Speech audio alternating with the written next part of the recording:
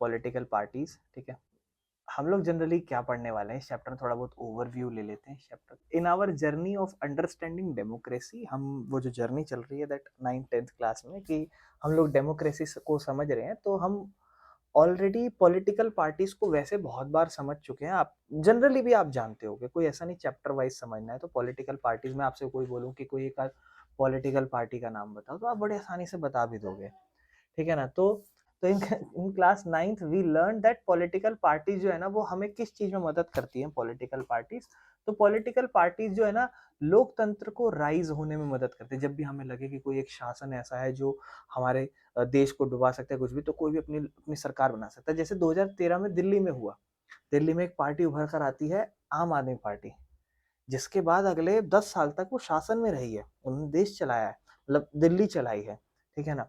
तो डेमोक्रेसी का राइज होना हो, या फिर हमें कभी भी संविधान का फॉर्मेशन, कोई भी कानून बनाने हो, क्योंकि जनरली हर पॉलिटिकल पार्टी जो आगे जाके जीत के सरकार बनती है, वही तो हमारे देश के लिए कानून बनाती है।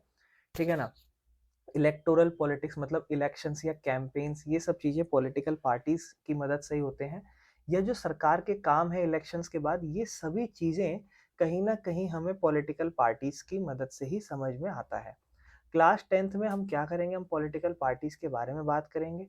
हम ये समझेंगे कि जो पॉलिटिकल पावर होती है अलग अलग लेवल पे, सेंटर और स्टेट लेवल पे, एक फेडरल सिस्टम के अंदर वो क्या होती है, हम नेगोशिएटर्स के रूप में या मेडिएटर्स के रूप में हैंडल करेंगे। जो समाज में जात के आधार पर, धर्म के आधार पर, इलाकों के आधार पर भेदभाव चल रहा है, तो पॉलिटिकल पार्टीज कैसे इसे दूर करती है ना। हम लोग डेमोक्रेसी पूरा पढ़ने से पहले, मतलब जब तक हम पूरा पढ़ लेंगे उससे पहले तक हम ये समझ जाएंगे कि जो पॉलिटिकल पार्टीज हैं उनके क्या क्या नेचर्स, क्या क्या फंक्शंस है, कैसे वो काम करते हैं। खास करके इंडिया के बारे में हम यहाँ पर बात करेंगे। अभी तक बेटा ये मेजरली सिर्फ इंट्रो चल रहा है इस चैप्टर का। ठीक है ना। अगर हम बात करें ये चैप्टर हमें क्या दो आंसर देने की कोशिश करेगा, वो कि why do we need political parties, हमें पॉलिटिकल पार्टीज की जरूरत क्यों होती है, या कितनी पॉलिटिकल पार्टीज एक लोकतंत्र के लिए सही है।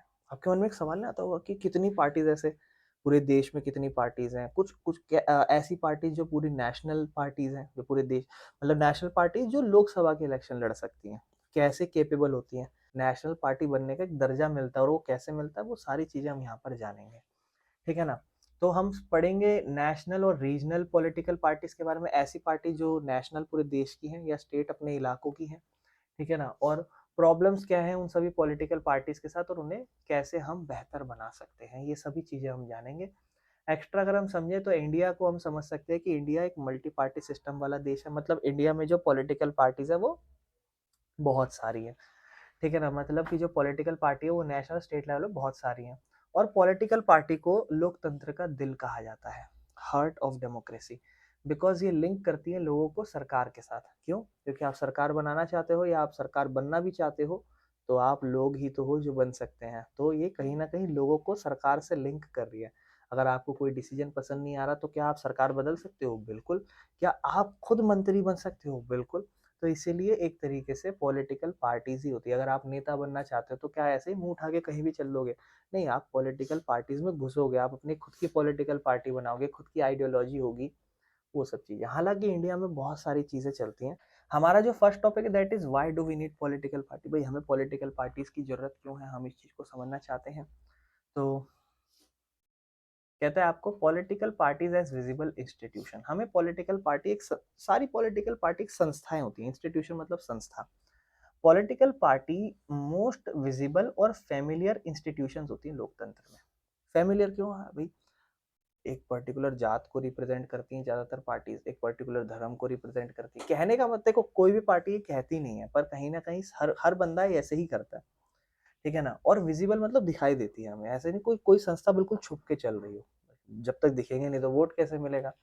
तो for most ordinary citizens democracy itself means the presence of political party. लोकतंत्र का खुद का मतलब है कि वहां पर प्रेजेंस होना पॉलिटिकल पार्टीज का। ठीक है ना। लोगों का तो, बहुत सारे लोग ये कहते हैं कि लोकतंत्र का मतलब ही पॉलिटिकल पार्टी है, या बीजेपी, कांग्रेस, पॉलिटिकल पार्टी, लोकतंत्र का मतलब ही यही है।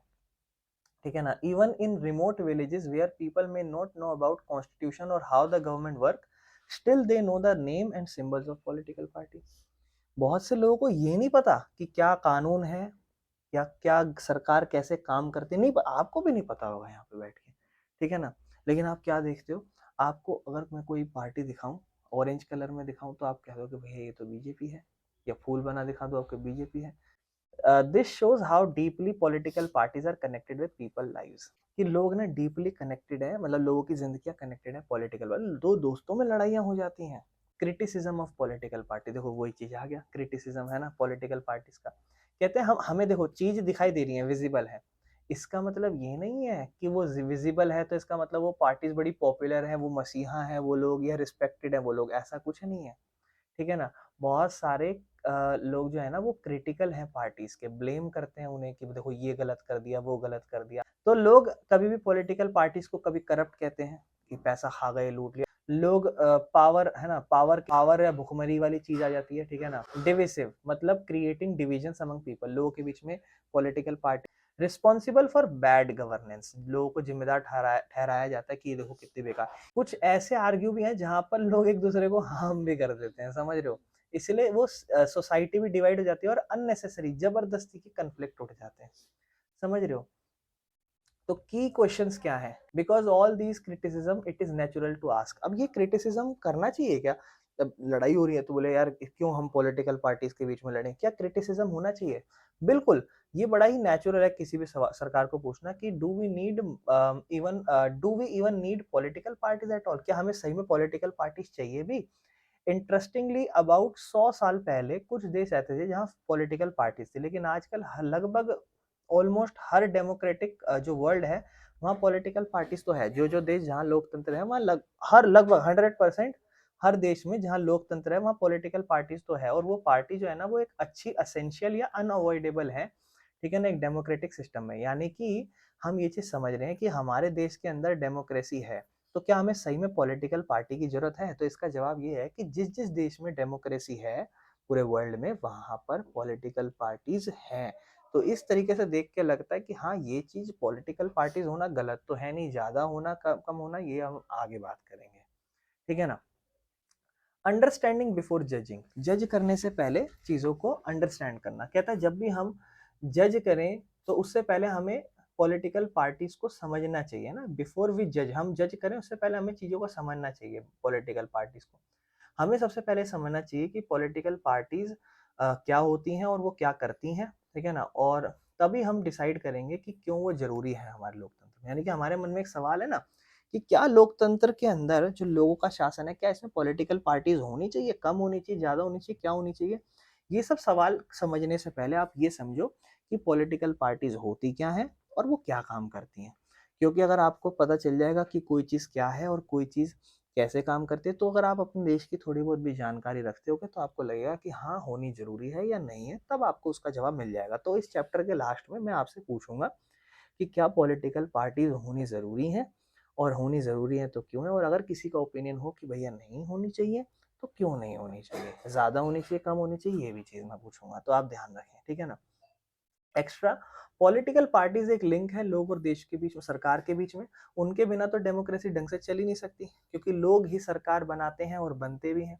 ऑलमोस्ट हर democratic country, India, USA, United Kingdom, इनके पास अपनी खुद की पॉलिटिकल पार्टी सिस्टम है, ठीक है ना। अब हम समझते हैं एक पॉलिटिकल पार्टी का मतलब क्या होता है। तो पॉलिटिकल पार्टी क्या होती है, एक पॉलिटिकल पार्टी ग्रुप होता है लोगों का जो मिलके आते हैं और एक मकसद रखते हैं, जहां पे वो इलेक्शन लड़ते हैं और होल्ड करते हैं पावर सरकार के अंदर। मतलब कुछ नहीं है, ग्रुप ऑफ पीपल होता है, जैसे कोई भी पार्टी को होती है उसको ग्रुप ऑफ पीपल कहा गया, लोगों का एक झुंड, और वो इलेक्शन लड़ता है और वो जीत के सरकार चलाता है, वही पॉलिटिकल पार्टीज होती हैं। जितने भी मेंबर्स होते हैं पॉलिटिकल पार्टी पे वो सेम पॉलिसी और प्रोग्राम पे एग्री करते हैं, जो भी वो विश्वास रखते हैं हमारे समाज के लिए सही है। जैसे मान लो फॉर एग्जांपल आप हो या आप हो या आप हो, कोई भी है, कोई भी किसी पार्टी को क्यों ज्वाइन करना चाहेगा, बोले मुझे उसकी पर्सनैलिटी अच्छी लगती है, ऐसे तो नहीं होगा ना, या मुझे उसका झंडा अच्छा लग रहा है, नहीं। आप बोलोगे कि कोई भी पॉलिटिकल पार्टी को हम तभी ज्वाइन करना चाहेंगे, if you really want to do, हम तभी ज्वाइन करेंगे जब हमें उनके जो आइडियाज हैं या जो वो सोच धारणाएं रख के आगे बढ़ रहे हैं और हमारी जो सोच धारणाएं हैं वो अच्छी हो, सेम हो, तभी तो हम उसे ज्वाइन करेंगे।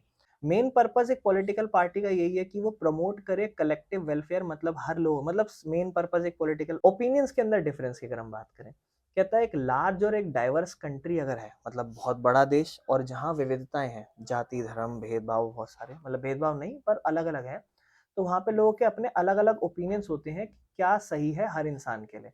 इसीलिए हर पॉलिटिकल पार्टी ट्राई करती है लोगों को कन्विंस करना और पॉलिसीज और प्रोग्राम्स को दूसरों से बेहतर दिखाना, क्योंकि मुझे पता है मैं जीतना चाहता हूँ, तो मैं क्या बोलूँ, वो गंदा है, ठीक है ना, वो बेकार है, मुझे वोट करो, मुझे जिताओ, ये चीज मैं चाहूंगा। Parties try to win people's support through elections so that they can implement their policies once they form the government. तो लोग ज्यादा से ज्यादा कोशिश करते हैं लोगों का सपोर्ट जीतने की, ताकि इलेक्शंस में वो जीत सके और फिर इम्प्लीमेंट कर सके अपनी पॉलिसीज को, ताकि जब वो एक बार सरकार बना दे, है ना। Representation and partisanship, political parties represent social and political divisions in society, मतलब जितनी पॉलिटिकल पार्टी है ना, वो, अब देखो मैं बोल रहा हूँ ना आपको कि कोई भी पॉलिटिकल पार्टी होती है वो सोशल मतलब सामाजिक तौर पर और पॉलिटिकल तौर पर डिविजन्स दिखाती है एक सोसाइटी, मतलब कहने का मतलब है कि जो भी पॉलिटिकल पार्टी है ना, वो अपने एक सामाजिक तौर पर, सामाजिक तौर मतलब मैं किस समाज से हूँ, मैं कल को खड़ा हूँ, मुझे कौन वोट देगा, मुसलमान लोग देंगे क्या, मैं इस जिस समाज का हूँ, लोअर कास्ट हूँ या अपर कास्ट हूँ, वो लोग वोट देंगे, उनके मन में मैं जीतूंगा, मैं यार बढ़िया बंदा है, इसको जिताते हैं, ये हमारा बंदा है, इस तरीके से। They are made up of who share similar belief and interest, वही तो, ये उन चीजों से बने हैं जो सिमिलर, सेम बिलीफ, विश्वास, ठीक है ना, कहीं ना कहीं, और इंटरेस्ट जिसके सेम हो, वैसे बनती हैं। सिंस पार्टी जो है ना, वो only a part of society, not everyone, देखो पार्टी जो है ना वो स्टैंड होती है सिर्फ एक समाज के, सोसाइटी के एक पार्ट के लिए। अब मान लो मैं कल को मंत्री बनो, आप सब मेरी जात के हो, तो मैं जब खड़ा हूँ तो क्या इनके या इनके लिए होऊंगा क्या, नहीं, मैं इस पूरे, आप सब मिलके एक समाज के लिए खड़ा हूँ, एक सोसाइटी के एक पार्ट के लिए खड़ा हूँ, सिर्फ हर किसी के लिए नहीं। तो वो एक पार्टीजनशिप कहलाता है, मतलब they support certain views, ideas और ग्रुप्स। फॉर एग्जांपल ये मेरे कास्ट के नहीं है, मैं खड़ा हूँ यहाँ से, इन्हें मेरे विचार बहुत अच्छे लग रहे हैं, ये मुझे सपोर्ट करेंगे। तो यहाँ समाज मतलब ये नहीं जात की बात हो रही है, यहाँ बात हो रही है आइडिया, विश्वास, मतलब मेरे क्या आइडियाज हैं, मेरे क्या बिलीफ है, मैं क्या सोचता हूँ, मेरे क्या इंटरेस्ट है, मैं इस देश में क्या डेवलपमेंट लाना चाहता हूँ, दिस इज कॉल्ड पार्टीजनशिप, ठीक है ना। तो आइडियाज और ग्रुप्स के ना, ठीक है। तो each political party is known by part of society it represent, किसी भी पॉलिटिकल पार्टी को आप क्यों जानोगे, उसका जानने का है कि वो किस सोसाइटी को रिप्रेजेंट करती है, किस समाज को रिप्रेजेंट कर रही है। दूसरा, क्या वो पॉलिसी बनाती है जिससे लोग सपोर्ट कर रहे हैं, क्योंकि जरूरी थोड़ा ना है हर समाज के लोग, जो, अगर मान लो, ये तो सिंपल सी बात है कि जो हमारी ये सोसाइटी है, अब जो जो एक पर्टिकुलर पार्टी को लोग सपोर्ट कर रहे हैं वो उसी सोसाइटी के होंगे, ठीक है, लेकिन कुछ लोग ऐसे भी तो होंगे जो उस सोसाइटी, उस समाज के लोग नहीं है, उस कास्ट या जात के लोग नहीं है, उस धर्म के लोग नहीं है, अलग लोग भी तो सपोर्ट कर सकते हैं, कैसे, जो वो पॉलिसी या काम कर रहे हैं उससे लोग सपोर्ट करेंगे, या जो भी उनके इंटरेस्ट है जिसको वो बचाना चाह रहे हैं, कि यार अगर मैं इस पार्टी को वोट दूंगा, बाकी तीन कंपोनेंट्स होते हैं पॉलिटिकल पार्टी के, ठीक है ना। तो हर पॉलिटिकल पार्टी के तीन कंपोनेंट है, कंपोनेंट मतलब एक तरीका, किस तरीके से वो होता है, तो उसमें एक वो उसके लीडर्स, उसके एक्टिव मेंबर्स और उसके फॉलोअर्स। अब लीडर कौन कौन हो सकते हैं भाई, टॉप चेहरे एक पॉलिटिकल पार्टी के चेहरे, मैं आपको बताता हूँ, बीजेपी के चेहरे बता सकते हो आप बताओ, अमित शाह, मोदी और योगी और मनोज तिवारी, चलो ठीक है, और चेहरा बहुत इंपॉर्टेंट होता है किसी पॉलिटिकल पार्टी का, ठीक है ना। लीडर्स में कौन कौन आते हैं, जो मेजर डिसीजन लेते हैं ना, जो इलेक्शंस में लड़ते, जैसे पीएम, सीएम, या कोई पार्टी का प्रेसिडेंट, ठीक है ना। एक्टिव में, अब देखो कोई पार्टी नहीं जीत रही तो उसका सीएम पीएम थोड़ा ना कहलाएगा, तो वो क्या कहलाएगा, पार्टी का प्रेसिडेंट। एक्टिव मेंबर्स, फिर आते हैं बेटा एक्टिव मेंबर्स जो जनरली काम करते हैं। फॉलोअर्स, फॉलोअर्स मतलब ऑर्डिनरी सपोर्टर्स जो बिलीव करते हैं पार्टीज के आइडियोलॉजी में और वोट करते हैं उनको इलेक्शन के दौरान, कि मुझे ये पार्टी सही लग रही है, मैं तो इसको चुनूंगा, क्यों, क्योंकि ये कल को मुझे फायदा देगी, या इसका जो विकास लाएगी, डेवलपमेंट लाएगी, वो मुझे पसंद आ रहा है, ठीक है। एक्स्ट्रा पे अगर हम बात करें, जो पार्टी है वो पार्टीजन वर्ड से आया है, ठीक है ना, जिसका मतलब सपोर्ट करना एक पार्ट को या साइड को, समझ रहे हो। और इंडिया में कुछ एग्जांपल है नेशनल पार्टीज के, जैसे INC Indian national Congress, BJP Bharatiya Janata party, और फिर ये DMK TMC TMC Mamata Banerjee की जो पार्टी, तृणमूल कांग्रेस करके ऐसे कुछ है, और फिर ये बीजेडी, ठीक है, इस तरीके से ये अपनी अपनी ये स्टेट के पार्टीज होंगी। फंक्शन क्या होते हैं पॉलिटिकल, अभी तक हम लोग थोड़ा बहुत पॉलिटिकल पार्टी को जान लिए, रिप्रेजेंटेशन पार्टीजनशिप थोड़ा बहुत जान लिए, और एक कोई भी पॉलिटिकल पार्टी उसके 3 कंपोनेंट क्या होता है वो सब जाने हम लोग। अब हम लोग समझते हैं पॉलिटिकल पार्टी का काम क्या होता है, फंक्शन, मतलब कोई भी पॉलिटिकल पार्टी होती है तो वो कैसे, पॉलिटिकल पार्टी होती है तो वो क्या काम करती है। तो what does a political party do, तो पॉलिटिकल पार्टीज का जो मेन लिंक होता है वो लोग और सरकार के बीच में है। क्यों? क्योंकि अ, अगर आप सरकार बनाना चाहते हो, सरकार बनाना या बनना भी चाहते हो, तो आप लोग हो, आप पीपल हो, और आप सरकार बनाना चाहते हो या कुछ भी, तो उसके लिए आपको पॉलिटिकल पार्टी अगर बनानी है तो भी पॉलिटिकल पार्टी को चुनना पड़ेगा, और बनना चाहते हो तो भी पॉलिटिकल पार्टी को चुनना पड़ेगा, ठीक है ना। तो मेन पर्पस उनका यही होता है कि पॉलिटिकल ऑफिसेस जैसे कि पीएम, मिनिस्टर्स, एमएलए, इन सब की जॉब्स को फुलफिल करना, ताकि वो अपना पॉलिटिकल पार्टी कर सके, और ये सब करने के लिए उन्हें कुछ इंपॉर्टेंट फंक्शंस करने पड़ते हैं, जिससे हमारा लोकतंत्र स्मूथली आराम से रन करता चले, ठीक है ना। पॉलिटिकल पार्टी क्या करती है, अब देखो फंक्शंस पढ़ रहे हैं, ये तो चलो हमने इंट्रो जाना, लेकिन पॉलिटिकल पार्टी का काम क्या होता है, सबसे पहला काम इलेक्शन लड़ना, बेसिक सी बात है। जो सबसे बेसिक फंक्शन, एक पॉलिटिकल पार्टी बनी क्यों रही है, इलेक्शन लड़ने के लिए, है ना, कंटेस्ट इलेक्शन। जितनी भी डेमोक्रेटिक कंट्रीज हैं उसमें इलेक्शंस मेनली लड़े जाते हैं, कैंडिडेट जो नॉमिनेट करती है पॉलिटिकल पार्टी। मेरी पॉलिटिकल पार्टी है तो मैं अपना बोलूंगा कि जी दिशा जी जो है वो बापा नगर से इलेक्शन को कंटेस्ट करेंगी, तो मैं इन्हें नॉमिनेट करता हूँ, दिस इज कॉल्ड नॉमिनेशन। तो मैं इन्हें खड़ा कर रहा हूँ कि मेरी पार्टी से ये बंदा जो है नेता बनेगा अगर जीत गया तो दिस इज कॉल्ड नॉमिनेशन, ठीक है ना। और फिर पॉलिटिकल पार्टी अपने क्या कहते हैं कैंडिडेट को चुनती है अलग अलग तरीके से, जैसे इंडिया कंट्रीज में जैसे कि यूएसए हो गया, वहाँ पार्टी मेंबर्स और जो सपोर्टर्स होते हैं वो वोट करते हैं अपने कैंडिडेट को चुनने के लिए, ठीक है ना। तो ये एक मेथड है यूएसए में, और इंडिया में जो टॉप लीडर्स हैं यूजुअली वो सिलेक्ट करते हैं कैंडिडेट्स को इलेक्शंस के लिए। मतलब यहाँ देखो अलग सिस्टम है, यूएसए में आप क्या करो, जो पार्टी के मेंबर्स हैं या सपोर्टर हैं वो वोट करते हैं अपना कैंडिडेट चुनने के। यूएसए में क्या हो रहा है, हमारी एक पार्टी है कि जी कल को हमारी एक पार्टी है, बड़ा फेमस नाम है, हमें एक नेता बनाना पड़ेगा, कौन बनना चाहेगा नेता, सोनबुला में, बोले हट तुझे नहीं बना रहे, वो वोटिंग करेंगे, वोट करी, हम लोग 5 जने हैं, आरुषि और दिशा पे वोटिंग कर रहे हैं, जैसे मान लो, चलो पहले हम सबके लिए वोटिंग करेंगे, सोनू के लिए कौन कौन बनाना चाहता है, मान लो नुरफ्शा ने हाथ खड़ा करा, हम तीनों में से किसी ने तो बनाना नहीं चाहते। फिर नुरफ्शा की बारी आई, नुरफ्शा के लिए क्या कहते हैं दिशा ने हाथ खड़ा करा, हम तीनों ने नहीं करा। फिर आरुषि की बारी आई, आरुषि को कौन बनाना चाहता है, मान लो हम तीनों ने हाथ खड़े कर दिए। फिर दिशा की बारी आई, दिशा के लिए किसी ने नहीं हाथ खड़ा करा। तो अब क्या हुआ, सबने वोट करके अब बोला कि आरुषि हमारे यहाँ से नेता बनेगी। तो ये क्या हुआ, यहाँ पर हम लोग यूएसए का सिस्टम कर रहे हैं, लेकिन यहाँ देखो बेटा मैं बहुत बड़ा बूढ़ा हूँ, मैं बनूंगा मंत्री, ठीक है ना, सीधी सी बात है, तुम्हें अच्छा लगे तो बनो, नहीं बने तो भाड़ में जाओ। तो तुम्हें सहमत होना पड़ेगा, या तुम चाहते हो हाँ ठीक है हमें कोई दिक्कत नहीं है तो मैं बन गया, समझ रहे हो। मतलब अपना खुद से चुन लेते हैं, वो फिर बोलते हैं कि जो भी है देख लेंगे, मतलब टॉप लीडर्स मेजरली डिसाइड करते हैं चीज़ों को, ठीक है ना। और इलेक्शन लड़ने के बाद पार्टीज जो होती है ना उन्हें चॉइसेस देती हैं कि वोटर्स जो है ना वो चाहें तो मतलब क्या कहते हैं किसी भी पार्टी या लीडर को प्रेफर कर सकते हैं, मतलब वो इलेक्शन वाली बात आ गई। दूसरा काम क्या होता है कि पॉलिटिकल पार्टी ना ऑफर करती हैं पॉलिसीज एंड प्रोग्राम। तो पहला काम तो इलेक्शन लड़ना, दूसरी पॉलिटिकल पार्टी एक तरीके से मैनिफेस्टो करती है। मैनिफेस्टो मतलब कि मैं क्या क्या करूंगा अगर मैं नेता बन गया तो मुझे वोट देना। तो ये पॉलिसी है प्रोग्राम बनाना, मतलब देखो वो तो सरकार बनेगी तब अलग पॉलिसी प्रोग्राम बनाओगे आप, लेकिन अभी हम पॉलिटिकल पार्टीज की बात कर रहे हैं, नॉट सरकार, की बात ध्यान रखना। हर इंसान का अपना खुद का ओपिनियन हो सकता है कि क्या सही है हमारे समाज के लिए या क्या सही नहीं है।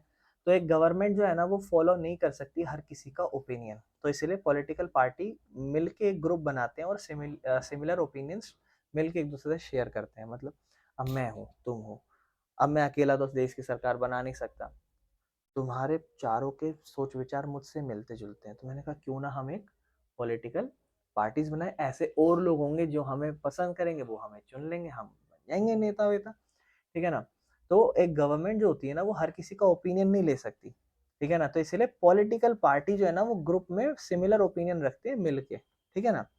बाकी each party prepare its own policies and program to guide their governments work, people then choose the party whose policies ideas they agree with them. तो देखो वही कि हर पार्टी जो है ना अपनी खुद की एक पॉलिसी या प्रोग्राम बनाती है कि हम ये पॉलिसी रखेंगे, ये प्रोग्राम रखेंगे कि कल को हम ऐसे सरकार में काम करेंगे, अगर हम कल को हमें नेता बनाओगे तो देखो हम इस देश के लिए ये कर देंगे, वो कर देंगे।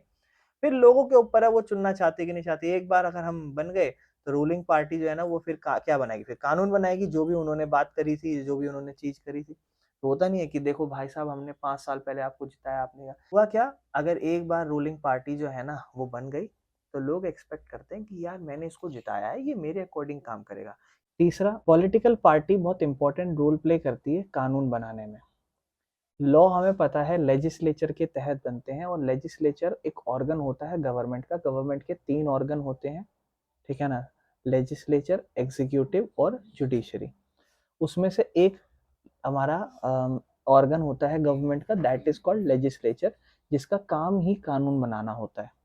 तो पार्लियामेंट होती है या फिर कोई स्टेट असेंबली है तो स्टेट असेंबली के अंदर बनेंगे, जिसे हिंदी में विधानसभा, और पार्लियामेंट को तो पार्लियामेंट ही कहते हैं, विधायिका कह लो आप लेजिस्लेचर को, उसके अंदर कानून बनाए जाते हैं। इसीलिए जो लॉ मेकर्स होते हैं वो ज्यादातर एमपी या एमएलए होते हैं। सोनू, एमएलए का फुल फॉर्म बताओगे? एमपी मेंबर ऑफ पार्लियामेंट, यानी कि लोकसभा जब पूरे देश के इलेक्शन होते हैं उसमें एक एक जगह से एमपी चुने जाते हैं, और एमएलए अपने अपने अलग राज्यों के बनते हैं, ठीक है ना। ये बिलोंग करते हैं अपने अपनी पॉलिटिकल पार्टी के, और ये फॉलो करते हैं direction of their politic party leaders. जो भी इनकी पार्टी का लीडर है, जो सीएम या पीएम बन रहा है, उसके ये लोग डायरेक्शन को फॉलो करते हैं, जो भी उन्होंने डायरेक्शन या फिर जो भी वो एक तरीका बताते हैं कि ऐसे चलाएंगे हम देश को। इसीलिए जो फाइनल डिसीजंस होता है ऑन मेकिंग और changing a law usually depends on the ruling party position. तो जो भी एक पॉलिटिकल पार्टी, रूलिंग पार्टी जब जीत जाती है, वो बन जाती है, तो फाइनल डिसीजन कि कानून बनाना है या किसी कानून में बदलाव करना है, वो उसके ऊपर डिपेंड करता है। यानी कि इन शॉर्ट आप ये कह सकते हो कि पॉलिटिकल पार्टी का एक बहुत बड़ा फंक्शन होता है कि वो क्या कानून बनाएगी या क्या कानून में बदलाव लाएगी, ठीक है ना। डायरेक्टली इन्फ्लुएंस करती है लॉ मेकिंग पे। पॉलिटिकल पार्टी बनती है और सरकार चलाती है, बेसिक सी बात है। इसमें मैं क्या बात करूं, जब भी कोई पॉलिटिकल पार्टी इलेक्शन में कंटेस्ट करती है, लड़ती है, अगर वो जीत जाती है, ठीक है ना, या गठबंधन बना के जीत जाती है, तो वो सरकार बनाती है देश की या अपने अपने राज्यों की।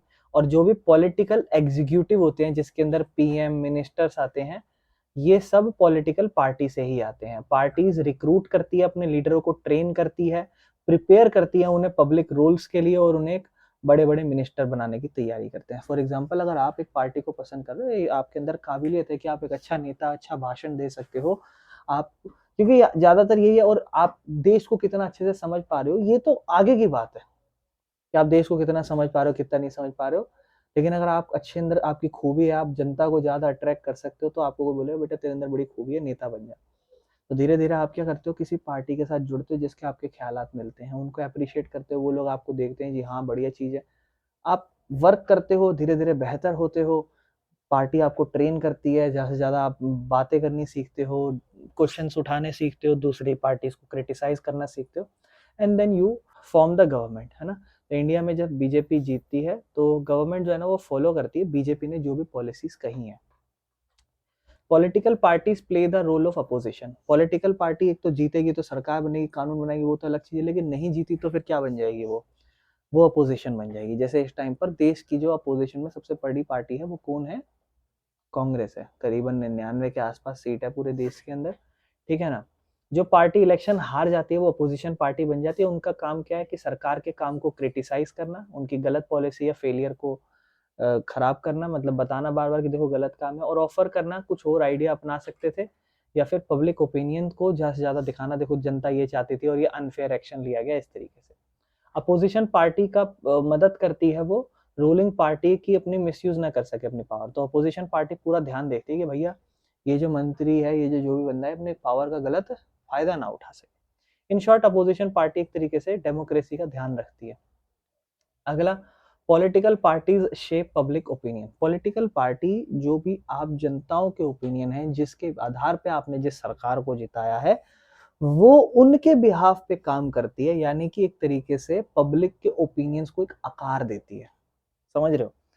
पार्टीज इन्फ्लुएंस करती है लोगों के थॉट से, और रेज करती है उनके डिस्कशन जो भी हैं पब्लिक इश्यूज पे, और उनके पास मिलियंस ऑफ मेंबर्स या एक्टिविस्ट होते हैं जो ये अवेयरनेस कैंपेन्स, रैली के थ्रू फैलाते हैं चारों तरफ। बहुत सारे प्रेशर ग्रुप्स होते हैं, जैसे फार्मर यूनियन, स्टूडेंट ग्रुप, ये सब ये सब पॉलिटिकल पार्टी से कनेक्ट होते हैं। कभी कभी तो पार्टी लीड करती है मूवमेंट को प्रॉब्लम सॉल्व करने के लिए। एज अ रिजल्ट होता ये है कि एक तरीके से जो भी पॉलिटिकल पार्टीज है उसको शेप मिलता है जनता के आधार पर, है ना। जैसे parties act as educators of public opinion, लोगों के जो पब्लिक ओपिनियन है उसका एडुकेटर है एक तरीके से, समझ रहे हो। कुल मिला के मैं इतना कहना चाहता हूँ कि जो भी जनता के ओपिनियन है उनको एक आकार देती है, ठीक है ना। आपको कुछ चीज पसंद आ रही है, नहीं आ रही है, आप क्या करोगे, धराने में बैठोगे, कुछ भी करोगे, तो आपके जो पब्लिक ओपिनियन है वो बनता है सरकार के अंदर, पॉलिटिकल पार्टीज के अंदर। अगर आपकी सरकार नहीं जीती चीज हो गई, तो कहने का मतलब है पॉलिटिकल पार्टीज का बहुत बड़ा ओपिनियन मैटर करता है। मतलब पॉलिटिकल पार्टी जो पब्लिक ओपिनियन है उसको शेप दे सकती है। पॉलिटिकल पार्टीज प्रोवाइड करती है access to government and welfare schemes. भाई मैं हूँ, मेरे को सरकार बनाओगे, तुम्हारा भला करूंगा, तुम्हारे लिए स्कीम लाऊंगा, तुम्हारे लिए नई नई वेलफेयर स्कीम्स लाऊंगा, नौकरी दूंगा देश में, ऐसा करूंगा। क्या हो रहा है, एक ऑर्डिनरी सिटीजन के लिए बड़ा आसान है अप्रोच करना एक लोकल पार्टी लीडर के लिए एक गवर्नमेंट ऑफिसर से अगर कंपेयर करें तो। और जो पार्टी के लीडर होते हैं वो हेल्प करते हैं लोगों की कि वो गवर्नमेंट का जो बेनिफिट्स हैं या लोकल इश्यूज हैं उन सबसे लोगों को कनेक्ट कर सकें। इससे एक सेंस बनता है दोनों लोगों के करीब आने का, लोग और पार्टीज के करीब आने का। जैसे मान लो कोई भी पॉलिसी सरकार कभी भी निकालती है, जन धन योजना, प्रधानमंत्री गृह आवास योजना ऐसी ऐसी बताई जाती है, या फिर मनरेगा आपने सुना है अभी कुछ टाइम पहले। तो वो क्या है, पॉलिटिकल पार्टी ने आपको एक तरीके से एक्सेस दिया है कि आप गवर्नमेंट की वेलफेयर स्कीम का भला उठा सकते हो, फायदा उठा सकते हो, ठीक है। तो सरकार ये भी करती है एक तरीके से। और इन शॉर्ट आप ये पूरा, ठीक है, पढ़ सकते हो आराम से, समरी, ठीक है ना। एक्स्ट्रा यही है कि पॉलिटिकल पार्टी को गाड़ी कहा जाता है लोकतंत्र की, क्योंकि ये लोगों की जरूरतों को सरकार क्या काम कर रही है उससे कनेक्ट करती है, ठीक है ना। और इंडिया में party BJP, Congress, CPI, TMC, इनके सेम रोल है नेशनल और स्टेट लेवल दोनों पे। इसके बाद हमारा नेक्स्ट टॉपिक, अब हमने समझ लिया है ये चीज कि पॉलिटिकल पार्टीज होती क्या है, बनती कैसे हैं, और क्या काम करती हैं, क्या क्या काम है। सिर्फ ऐसा नहीं कि पॉलिटिकल पार्टी की मैं बात कर रहा हूँ so I am talking about government की बात कर रहा हूँ। वहां पर ऐसी सभी पार्टी आती हैं जो जीती हुई हैं और जो नहीं भी जीती हुई हैं।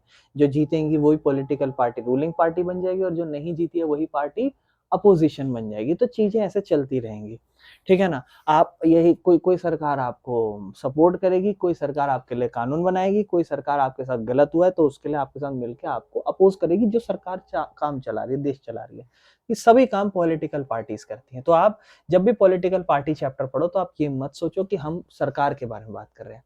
हम पॉलिटिकल पार्टी में सरकार की बात एक छोटा सा पार्ट कर सकते हैं कि हाँ यही पॉलिटिकल पार्टी अगर सरकार बनाएगी तो ऐसे ऐसे काम करेगी, और नहीं बनाएगी तो ऐसे ऐसे काम करेगी। अब हमें जरूरत क्या है पॉलिटिकल पार्टीज की, तो why do we need political parties. हम ऑलरेडी पढ़ चुके हैं कि पॉलिटिकल पार्टी बहुत इंपॉर्टेंट काम करती है, इलेक्शन लड़ना, सरकार बनाना, जनता के ओपिनियंस को ध्यान से देखना, लोगों को सरकार से कनेक्ट करना। ये दिखाता है कि हमें पॉलिटिकल पार्टीज की जरूरत तो है। तो बिकॉज क्योंकि इससे बहुत सारे स्टेप्स लिए जाते हैं जिससे लोकतंत्र के अंदर हम काम कर पा रहे होते हैं। लेकिन एक डीप क्वेश्चन है, क्या एक मॉडर्न डेमोक्रेसी एग्जिस्ट करती है बिना पॉलिटिकल पार्टी। जो आज के टाइम पे मॉडर्न डेमोक्रेसी है, क्या इसमें पॉलिटिकल पार्टी एग्जिस्ट करती है, या फिर ऐसा है कि पॉलिटिकल पार्टी ना भी हो तो चल जाएगा काम। तो आंसर है नहीं। पॉलिटिकल पार्टी जो है ना वो हमेशा लोकतंत्र की बैकबोन यानी कि रीढ़ की हड्डी है। क्यों? लोकतंत्र लोगों का शासन है, लोग मिलके देश चलाएंगे। अब चलाने के लिए मान लो फॉर एग्जांपल अगर एक ही बंदा है, वो देश चलाए जा रहा है, चलाए जा रहा है, चलाए जा रहा है, तो दूसरा कोई सरकार बनाना ही नहीं चाहता, पॉलिटिकल पार्टीज बनाना ही नहीं चाहता, या कहीं ना कहीं वो चीज बंद कर रखी है एक देश में, तो क्या वो देश लोकतंत्र देश माना जाएगा? वो तो धीरे धीरे तानाशाही पे धकेला दिया जाएगा। तो इसका मतलब जो पॉलिटिकल पार्टीज हैं वो एक तरीके से बैकबोन जो है ना वो बनती है एक लोकतंत्र की। क्योंकि आप में से आप चाहो कल को तो आप भी पॉलिटिकल पार्टी बना सकते हो, ठीक है ना। इस तरीके से आप चाहो आप भी बना सकते हो, आप चाहो आप भी, आप चाहो आप भी, आप चाहो कोई भी अपनी पॉलिटिकल पार्टी बना सकता है, जिस किसी को लगे जैसे भी बनाओ, ठीक है ना। Imagining a democracy without political party, चलो इमेजिन करके देखते हैं कि एक एक देश में लोकतंत्र तो है लेकिन वहां पॉलिटिकल पार्टी ही नहीं है, ठीक है ना। तो क्यों नहीं हो सकती? या तो कोई दबाव डाल रहा हो इसलिए नहीं हो सकती, या किसी का मन ही ना हो, तो ऐसा तो हो नहीं सकता। तो ऐसा क्या है, बोलता है कि सपोज पॉलिटिकल पार्टी नहीं है तो हर कैंडिडेट जो इलेक्शन में वो इंडिपेंडेंट है, क्योंकि वो बिलोंग ही नहीं करता किसी ग्रुप या आइडियोलॉजी से। मान लो फॉर एग्जाम्पल हमारे देश जैसे मान लो 5 इलाके हैं, 1 इलाका, 2 इलाका, 3 इलाका, 4 इलाका, 5 इलाका, एक राज्य के अंदर। इन 5 में से 3 जगह पर कोई पार्टी सीट जीत जाएगी तो वो मेजॉरिटी ले लेगी। लेकिन इस तरफ अभिषेक खड़ा हो गया जिसने बोला मेरी पार्टी का नाम है पप्पू चप्पू पार्टी, और इस तरफ से मान लो सोनू खड़ा हो गया, बोला मैं बुल्ला पार्टी है मेरी पार्टी का नाम बुल्ला पार्टी। इधर से दिशा खड़ी हो गई है, बोल रही मेरी पार्टी का नाम है चीकली पार्टी, और इधर से नुरफ्शा खड़ी हो गई है, ठीक है ना, मेरी पार्टी का नाम है, कोई बताना भाई नाम वाम ऐसे बोलोगे ऐसे कुछ है। और आरुषि आरुषि का पार्टी का नाम था पोगो पार्टी, ठीक है ऐसे कुछ। अब हुआ क्या ना, सबके पार्टी अलग अलग है, सब जीत गए, अब सीएम कौन बनेगा? प्रॉब्लम है कि नहीं है? चारों तरफ से अलग अलग ही बंदे जीत, कोई एक पार्टी जिसने डोमिनेट, सबके पास एक एक सीट है मान लो, तो कोई अब मान लो सबके ग्रुप आइडियोलॉजी अलग है। ये जो क्या नाम था, अम्पू चंपू, क्या नाम था तुम्हारी पार्टी का? पप्पू झप्पू तो जो तुम्हारी पार्टी थी पप्पू झप्पू, ये क्या ना, मैं ना पूरे दिल्ली में ब्रेड पकोड़े फ्री में बंटवाऊंगा, ठीक है ना, मतलब मैं अगर सीएम बन जाऊंगा तो मैं पूरी जिंदगी भर ये काम कर दूंगा, हर जगह फ्री में ब्रेड पकोड़ा मिलेगा। और सोनू ने कहा कि मैं चाय करवा दूंगा तो बातचीत नहीं बन पा रही ना, सब लोग नाराज, लोग कह रहे नहीं हम ब्रेड पकोड़े, हम समोसा खाएंगे, ये वो दिक्कत होगी। आइडियोलॉजी नहीं मैटर कर रही, किसी की सेम नहीं है आइडियोलॉजी, तो कॉमन पॉलिसी या प्रॉमिस तो है नहीं लोगों के लिए, लोगों को हर है ना, तो गवर्नमेंट जो बनी है ना वो बहुत कमजोर होगी और अनस्टेबल होगी, कभी भी टूट सकती है। मिलकर इन्हें पता है कि हाँ सरकार बना लेते हैं, खामखा अगली बार इलेक्शन भी हार जाएंगे, अभी बड़ी मुश्किल से जीते, चलो मिलके बातचीत करके इन 3 लड़कियों ने अपनी सरकार बना ली, बोला ये ना हटाओ दोनों को, ठीक है ना, इन 3 लड़कियों ने अपनी सरकार बना ली और सरकार बना के चल रहे हैं मस्त आराम से। तो हुआ क्या ना कि इन्हें ये नहीं जानते कि कहाँ हम स्टैंड कर रहे हैं, क्या हम करना चाहेंगे क्या नहीं, हाँ तो बस जीत गए, बस बैठ गए, कोई दिक्कत ही नहीं, सैलरी आती जाएगी। हर बंदा जो है ना वो सिर्फ अपने खुद के इलाके के बारे में ध्यान रखेगा, क्योंकि उसे पता है मुझे अगले फिर 5 साल बाद जीतना, तो मैं सिर्फ अपने यहाँ के बारे में ध्यान रखूं, दिल्ली के बारे में भाड़ में जाए, मैं किसी की सुनूं, ठीक है ना। तो इसलिए कोई भी रिस्पॉन्सिबल नहीं है अपने नेशनल डिसीजंस के लॉन्ग टर्म प्लानिंग के लिए। इन शॉर्ट, बिना पार्टीज के बगैर डेमोक्रेसी जो है ना वो डिसऑर्गेनाइज्ड और डायरेक्शनलेस हो जाएगी, समझ रहे हो। एग्जाम्पल एक नॉन पार्टी इलेक्शन का पंचायत में बात करते हैं, ठीक है ना, नॉन पार्टी इलेक्शन पंचायत के अंदर बोलता है इन मेनी इंडियन स्टेट जो पंचायत के इलेक्शंस होते हैं ना वो बिना कोई इन्वॉल्वमेंट के होते हैं पॉलिटिकल पार्टी, जब पॉलिटिकल पार्टी इन्वॉल्व नहीं होती, कोई भी अपने गांव से कोई भी खड़ा हो जाता है, वो किसी पॉलिटिकल पार्टी से इन्वॉल्व नहीं होता, सब अपने अपने ऐसे खड़े हो रखे हैं।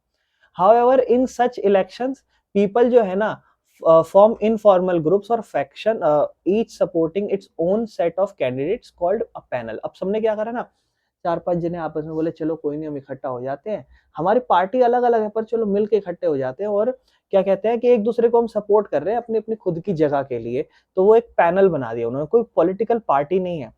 वो पैनल ना एग्जैक्टली पॉलिटिकल पार्टी की तरह ही बिहेव करेगा, कंपीट करेगा, सपोर्ट करेगा, पावर दिखाएगा एक दूसरे के प्रति। तो इसीलिए जो पॉलिटिकल पार्टी है, पॉलिटिकल ग्रुप है, वो नेचुरल है किसी भी डेमोक्रेसी में, भले ही पार्टी बैन हो जाए या पीपल जो है ना वो फिर भी ग्रुप बना लेंगे अपने व्यूज को रिप्रेजेंट करने के लिए। इसीलिए पार्टी एग्जिस्ट करती है हर जगह, चाहे वो बड़ी जगह हो, छोटी जगह हो, अमीर गरीब, हर जगह के बीच में, ठीक है ना। Link between political party and representative democracy, तो पॉलिटिकल पार्टी और जो रिप्रेजेंटेटिव डेमोक्रेसी है, लोकतंत्र है, इनके बीच में क्या लिंक है? तो हमें पता है कि सरकार तक पहुंचने का एक रास्ता बनाती है ये चीज, बोलता है अगर पॉलिटिकल पार्टी बढ़ेंगी तो डेमोक्रेसी की ग्रोथ बढ़ेगी। क्यों भाई? मान लो अभिषेक है, किसी जगह से उठ के आया है, अपनी एक पॉलिटिकल पार्टी बना रहा है, जिस समाज से उठ के आया है उस समाज में इसके लोग हैं, इसको सपोर्ट कर रहे हैं कि तुम मसीहा हो, हमारी तो कोई बंदा सुनता नहीं है, तुम हमारे लिए सुनना, खड़े हो, फेमस हो गया बहुत, ठीक ठाक। जो इसकी आइडियोलॉजी रखते हैं, इसके जैसे सेम लोग हैं, वो कहीं ना कहीं उनको रिप्रेजेंट तो करेगा, कहीं ना कहीं। ऐसे सोनू है, अपने अपने इलाकों से खड़े हो रहे हैं। राइज ऑफ पॉलिटिकल पार्टीज, हाँ देखो डायरेक्टली कनेक्टेड है ना ग्रोथ से। कुछ स्मॉल सोसाइटीज जैसे कि कोई एंशिएंट सिटी या स्टेट हो, वो लोग इकट्ठा होते हैं और डिसाइड करते हैं कि क्या इशू है डायरेक्टली उसको। लेकिन एज अ सोसाइटी ये चीज बड़ी लार्ज और कॉम्प्लेक्स हो जाती है जब लोगों को उसकी जरूरत होती है, यानी कि एक system to represent different views and interest, मतलब एक सिस्टम है जो रिप्रेजेंट करता है अलग अलग व्यू और इंटरेस्ट, ठीक है ना। एक तरीका है जहां पर हम रिप्रेजेंटेटिव्स को मिलकर इकट्ठा लाते हैं सरकार बनाने के लिए।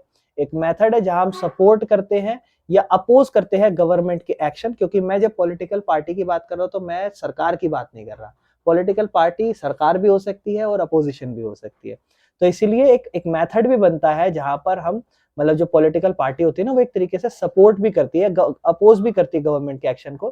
तो पॉलिटिकल पार्टी हर टास्क पर परफॉर्म करती है, अपने ओपिनियन को ऑर्गेनाइज करती है, अपनी सपोर्ट करती है पॉलिसीज को, या गवर्नमेंट को जिम्मेदार ठहराना, हर एक काम करता है। तो आपसे ये सवाल आ सकता है कि पॉलिटिकल पार्टी और रिप्रेजेंटेटिव डेमोक्रेसी के बीच में रिश्ता क्या है। तो आप बस इतना बोलना, there is a direct relation. if there is more and more political parties, yeah, if there is a political party, so it can create a link between to represent democracy. How it can represent democracy? If there is no more political parties, then the democracy will be like कि ना कुछ भी कर लो कोई फर्क नहीं पड़ रहा, ठीक है ना। अब बाहर के देशों में जनरली क्या है ना, देखो आज के टाइम पे जैसे हमारे इंडिया में तो भर भर के है पॉलिटिकल पार्टी, लोग इसी में जूझ रहे हैं। फिर इसी चक्कर में आप देखते हो फिर रिलीजन बेसिस पे, धर्म के आधार पर, कास्ट बेसिस पे डिस्क्रिमिनेशन पूरी जिंदगी भर आपके चलता ही रहेगा, आप करते ही रहो। ये ज्यादा इसलिए करते हैं क्योंकि पता है कि हाँ इससे और एक्साइटमेंट या चीजें बढ़ती हुई जा रही है, समझ रहे हो।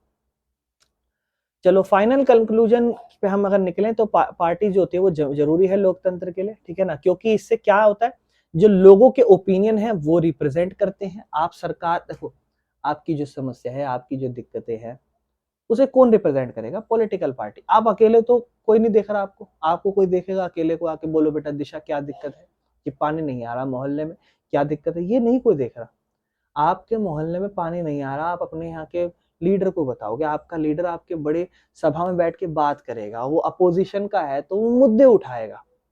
अगर दिल्ली में पानी नहीं आ रहा है या कुछ भी है तो एमएलए की रिस्पॉन्सिबिलिटी। अब एमएलए बोलेगा आगे से नहीं आ रहा, तो एमएलए और जितने भी लोग हैं बाकी आम आदमी पार्टी के, वो अपोज करेंगे मिलके कि जी देखो जब से सरकार आई है यह समस्या हो रही है, यह दिक्कतें हो रही हैं।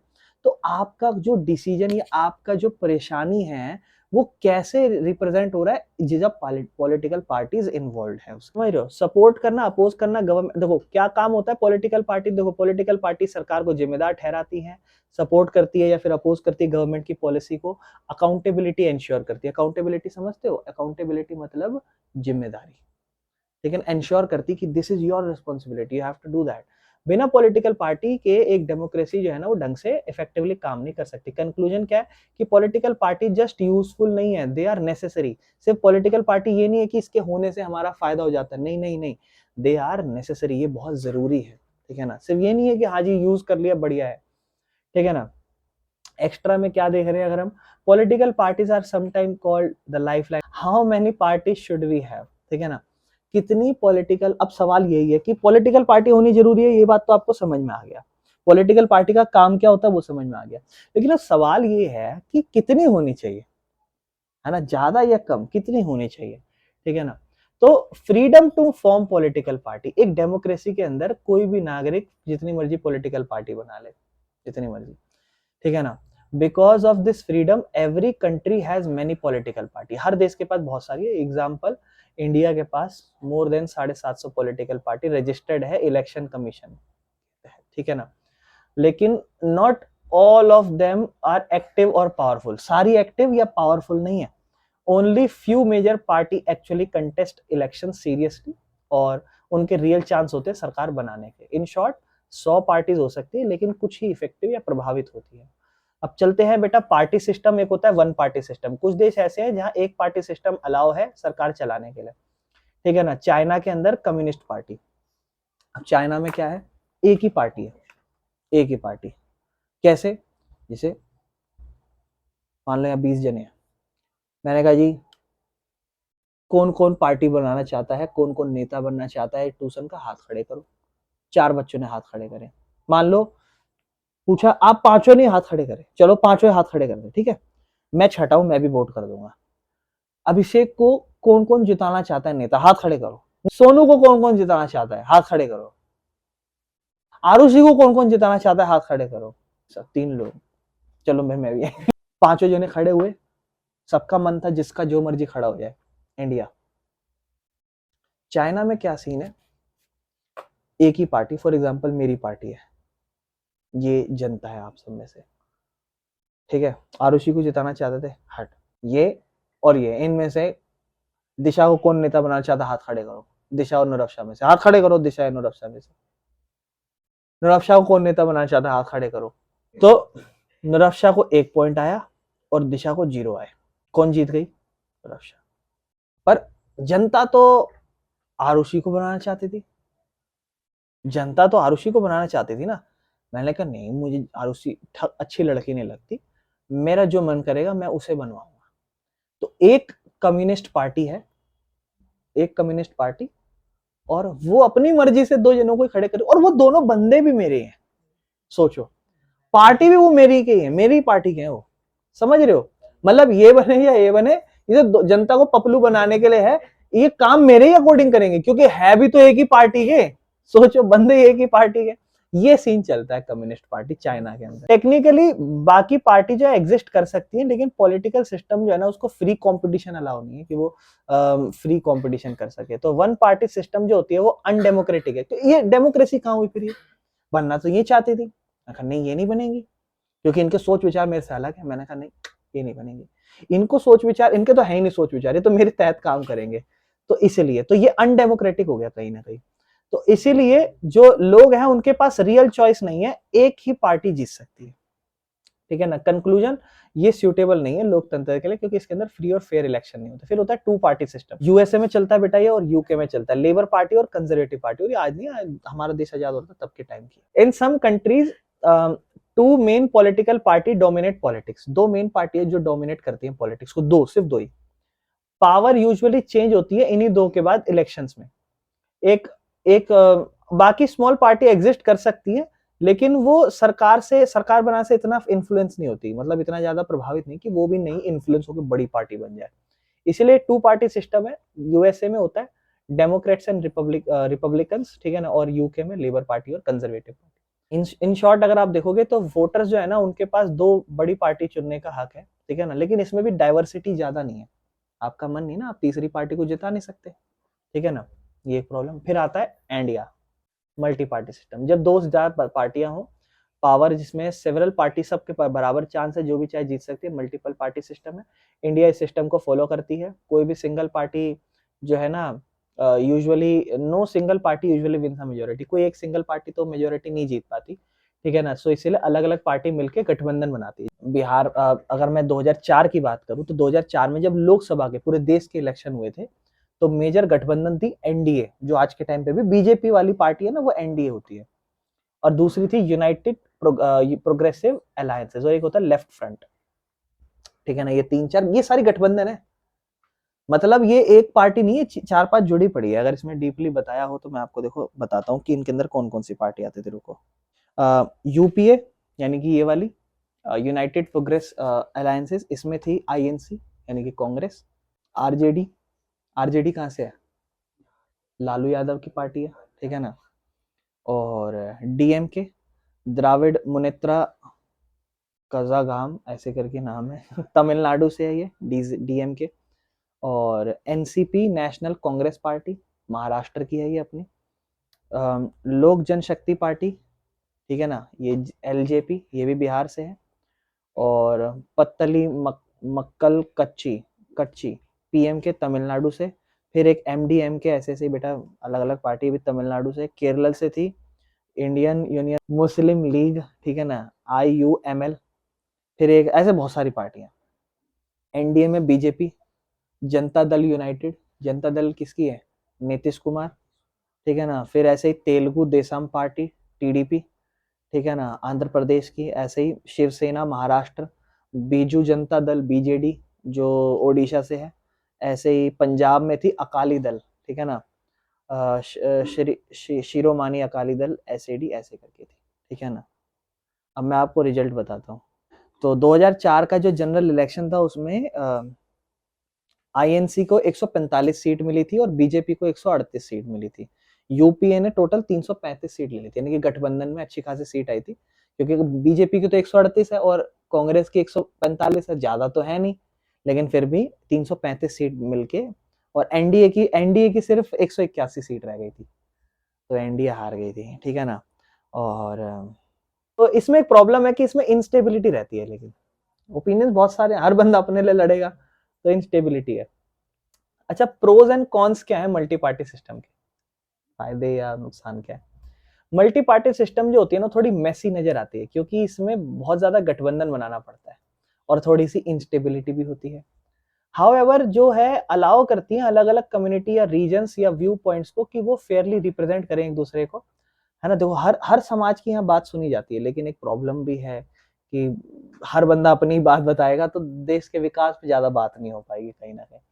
बाकी that makes it more inclusive and democratic, है ना। स्पेशली खास करके डाइवर्स सोसाइटी में बड़ा काम आता है, इंडिया जैसी सोसाइटी में कोलिशन गवर्नमेंट ही काम आती है। तो अच्छा, विच पार्टी सिस्टम इज बेटर, कौन सा सिस्टम बेटर है? तो देखो कोई फिक्स आंसर तो नहीं है कौन सा बेस्ट है, ठीक है ना। एक पार्टी सिस्टम जो होता है ना, वो कोई भी देश ऐसे नहीं कि नेचुरली कोई टाइम के साथ साथ कि हाँ देखो अब ये कर लेते हैं अब वो कर लेते हैं, अब वन पार्टी सिस्टम रख लेते हैं अब टू, ऐसा नहीं कुछ भी सोचते हैं, है ना। जहाँ पे मान लो सामाजिक भाषा के हिसाब से धर्म के हिसाब से डिवीजन ज्यादा है और इतिहास भी थोड़ा पॉलिटिक्स का वैसा रहा है, इलेक्शन सिस्टम है, तो अलग अलग चीजों पे डिपेंड करती है कैसे आप कौन सा सिस्टम कहाँ रख रहे हो, ठीक है ना। बाकी इंडिया का जो मल्टी पार्टी सिस्टम है उसका कंक्लूजन क्या है? तो इंडिया ने डेवलप करा मल्टी पार्टी सिस्टम क्यों? क्योंकि यहाँ डाइवर्सिटी बहुत है। आपसे कुछ सवाल पूछे कि इंडिया का मल्टी पार्टी सिस्टम क्यों है, तो आप कह देना कि बड़ा सोशल डाइवर्स कंट्री है हमारा, और लोग जो बिलोंग करते हैं अलग अलग रिलीजन लैंग्वेज धर्म से, है ना, डिफरेंट रीजन इलाकों से कल्चर से, तो इसीलिए कोई सिंगल या दो पार्टी ऐसी नहीं है जो पूरे इंडिया पे कंट्रोल कर सके। क्योंकि बीजेपी अगर रूलिंग पार्टी है तो साउथ में तो बहुत से लोग हिंदी नहीं बोलते, तो वो कैसे ही किसी चीज को करेंगे, या मतलब बहुत डिविजन्स है, डाइवर्सिटी है बहुत ज्यादा। इसीलिए इंडिया में जो मल्टी पार्टी सिस्टम है वो सूट करता है उसके फेडरल और डाइवर्स नेचर को। इसीलिए कोई भी सिस्टम परफेक्ट नहीं होता, वो डिपेंड करता है किस देश के लिए क्या बेटर है, समझ रहे हो। Each country develop a party system अपने खुद के इतिहास पॉलिटिकल कंडीशन के हिसाब से, तो इसलिए कोई भी आइडियल नहीं होता कोई भी एक सिस्टम। ये एक समरी टेबल है, आप चाहे तो पढ़ लेना किस किस में कौन कौन सा चलता है सिस्टम, ठीक है बेटा। Popular participation in political parties, ठीक है ना। स्टार्ट करते हैं बेटा। Common belief about political parties. Common belief मतलब ऐसे ऐसे सोच विचार जो पॉलिटिकल पार्टीज के बारे में होते हैं। बहुत सारे लोग often say that political parties are losing popularity. जो पॉलिटिकल पार्टीज है वो पॉपुलैरिटी मतलब अपना वर्चस्व है वो खोती जा रही है, और ये भी विश्वास रखा जाता है कि जो सिटीजन्स है वो धीरे धीरे अनइंटरेस्टेड होते जा रहे हैं। क्योंकि होता नहीं, जब भी कभी इलेक्शंस होते हैं लोग वेकेशंस पे चले जाते हैं, इधर उधर घूमने घामने चले जाते हैं, बाहर में जा कौन देगा वोट, इस तरीके से, ठीक है ना। और indifferent to politics and political party. ये सिचुएशन जो है ना, इसको हम कहते हैं क्राइसिस ऑफ पॉलिटिकल पार्टी, जहां पर लोग अनइंटरेस्टेड है। इसको क्राइसिस कहा जाता है पॉलिटिकल पार्टी के अंदर, जहां पर लोग ना विश्वास करना बंद कर रहे हैं और एक्टिवली पार्टिसिपेट करना बंद कर रहे हैं पॉलिटिक्स के अंदर। बट जो ये बिलीफ है is only partly true in this case, in the case of India. कहता है लेकिन इंडिया के अगर हम केस की बात करें तो यहाँ पर ये चीज आधी सच है, पूरी नहीं। तो एक सर्वे के हिसाब से हम देखते हैं क्या रियल पार्टिसिपेशन है। तो रियल सर्वे से हमने देखा है, ठीक है, अकॉर्डिंग टू एक लार्ज स्केल सर्वे जब रखा उससे पता चला कि इंडिया और साउथ एशिया में जो मोस्ट पीपल है साउथ एशियन कंट्रीज के अंदर, जिसमें इंडिया भी आता है, वो पूरा तो ट्रस्ट नहीं करते पॉलिटिकल पार्टीज पे। जो नंबर ऑफ पीपल हैं वो कह रहे हैं no trust, not much trust in parties is greater than those who says that some और ग्रेट ट्रस्ट। मतलब जो नो ट्रस्ट, मतलब चार ऑप्शंस दिए कि आप क्या कहोगे, ग्रेट ट्रस्ट करते हो या कुछ ट्रस्ट करते हो या नो ट्रस्ट करते हो या कुछ ज्यादा ट्रस्ट नहीं करते। तो उसमें ज्यादा नंबर निकल के आए कि हम ज्यादा ट्रस्ट नहीं करते और कोई भी ट्रस्ट नहीं करते, ये नंबर्स ज्यादा थे, ठीक है ना। कुछ ट्रेंड सेम ट्रेंड यही वर्ल्ड वाइड भी है क्या। This is not only true for India, India में नहीं बाकी डेमोक्रेसीज में भी है जहां जहां वर्ल्ड में है। बहुत सारे देश जैसे यूएसए यूके जापान, यहाँ पर भी जो ट्रस्ट वर्दी पार्टीज है वो बहुत कम है। अगर हम कंपेयर करें तो जैसे कि आर्मी जुडिशरी या इलेक्शन कमीशन से अगर हम कंपेयर करें तो वहां पर ये कहा जाता है कि ये ट्रस्ट वर्दी ज्यादा पार्टीज नहीं होती। इन शॉर्ट ये है कि लोग कहीं ना कहीं पूरे वर्ल्ड में पॉलिटिकल पार्टीज को क्रिटिसाइज करते हैं और कहते हैं कि they can not be fully trusted, उन पर पूरे तरीके से विश्वास नहीं किया जा सकता। लेकिन जो पार्टिसिपेशन है वो पार्टी में वो तो अभी भी ज्यादा है इंडिया में। मतलब कहने का मतलब ये तो कह रहे हैं कि लोग अरे पार्टी चोरी करती है ये है वो है, लेकिन फिर भी लोग एक्टिव हैं बहुत ज्यादा अभी भी। तो इवन दो ट्रस्ट लेवल बड़ा कम है, लेकिन फिर भी लोग पार्टिसिपेट तो करते हैं पॉलिटिकल एक्टिविटी में। एक लार्ज नंबर ऑफ पीपल जो है इंडिया में वो मेंबर्स है पॉलिटिकल पार्टी के, और ये जो प्रोपोर्शन है ये इंडिया में ज्यादा है और बहुत ज्यादा बाकी कंट्रियों में, जैसे मान लो कनाडा, जापान, स्पेन, इनसे तो बहुत ज्यादा है ये डाटा। इसका मतलब इंडियंस जो है ना वो अभी भी एक्टिवली इन्वॉल्व हैं पॉलिटिकल पार्टी में, भले ही वो क्रिटिसाइज करते हो उस पार्टी को। इन शॉर्ट इंडियन जो है ना वो कंप्लेन तो कर रहे हैं पॉलिटिकल पार्टी के, लेकिन वो अभी भी ज्वाइन करते हैं, सपोर्ट करते हैं और वोट करते हैं। तो steady growth in membership and attachment, ठीक है ना, स्लो, स्टेडी मतलब रुकी हुई ग्रोथ एक तरीके से। पिछले 3 दशक में जो नंबर ऑफ पीपल है इंडिया के अंदर जिन्होंने रिपोर्ट करा being member of political party has increased steadily. हाँ, तो कह रहा है कि पिछले 3 दशक में हम देखेंगे कि जो पॉलिटिकल पार्टीज के मेंबर हैं वो तो बहुत बढ़िया तरीके से बढ़े हैं, ठीक है ना। जो नंबर है पीपल का who say that they feel close to political party has also grown. वो लोग जो ये कहते हैं कि हाँ जी हम तो बड़े करीब है पॉलिटिकल पार्टी के, उन लोगों के भी नंबर बहुत ज्यादा बड़े हैं, यानी कि लोग बड़े हैं पॉलिटिकल पार्टीज की तरफ। ये आपको दिखाता है कि भले क्रिटिसिज्म मिल रहा हो लेकिन लोग अभी भी इमोशनली और आइडियोलॉजिकली पॉलिटिकल पार्टी से कनेक्टेड हैं। लोग जो इंडिया के अंदर हैं वो कहीं ना कहीं ज्यादा पॉलिटिकली अवेयर हैं और इन्वॉल्व हैं, जितना पहले थे उससे ज्यादा अब हैं, ठीक है ना। पॉलिटिकल पार्टिसिपेशन का मतलब सिर्फ वोटिंग नहीं होता, वोटिंग की रैली ज्वाइन करना, कैंपेन्स लगाना, डिस्कस करना पॉलिटिक्स को, या लॉयलिटी और पार्टी दिखाना, लॉयल रहना। So even if people criticise political party they still see them as necessary for democracy. तो भले ही लोग क्रिटिसाइज करते हो लेकिन फिर भी वो जरूरत देखते हैं। अब बेटा हम धीरे धीरे करके करेंगे नेक्स्ट टॉपिक पे बात, दैट इज नेशनल पार्टीज। मतलब हमारे देश की जो नेशनल पार्टीज होती हैं और कुछ स्टेट पार्टीज होती है, कैसे कोई नेशनल पार्टी बनती है, ये अच्छा टॉपिक है, थोड़ा इंटरेस्टिंग हो सकता है। Federal countries and 2 types of party. हमें पता है हमारा देश फेडरलिज्म फॉलो करता है कि नहीं करता। क्या होता है बेटा फेडरलिज्म का मतलब? हाँ, है ना, यहाँ पर पावर 2 डिविजन्स है।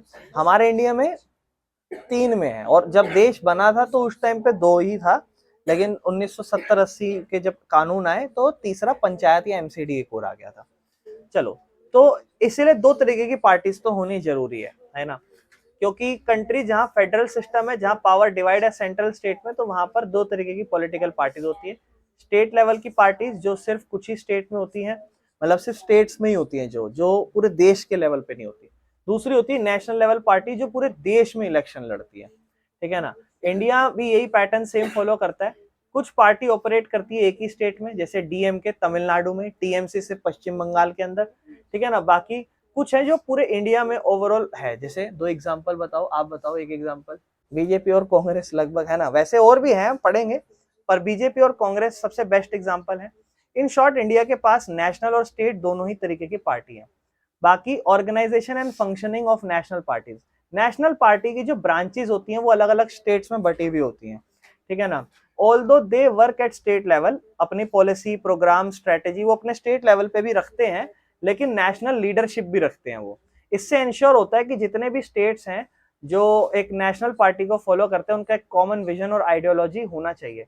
आईएनसी, बीजेपी ऐसी पार्टीज हैं जो स्टेट यूनिट भी हैं, हर स्टेट में है, और उनकी मेन पॉलिसीज वो डिसाइड होती है सेंट्रल लेवल पे, मतलब सेंट्रल लेवल पे डिसाइड करके वो डिसाइड करते हैं हाँ भी अब इसमें है, अब इसमें क्या है। अच्छा देखो, registration and recognition by election. अभी ऐसा थोड़ी ना मन करा तो ऐसे तो सोनू बोले कि मैं आज से बना रहा हूँ पपलू लाल पार्टी, पीपीपी नहीं PLP, Paplu Lal party, PLP.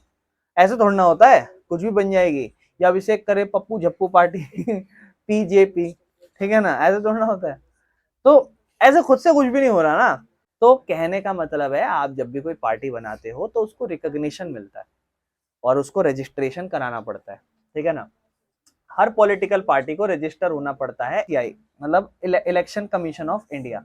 Election commission of India जैसे आप जुडिशरी मानते हो ना, जैसे आप एग्जीक्यूटिव लेजिस्लेचर, वैसे ही एक और हिस्सा होता है इलेक्शन कमीशन।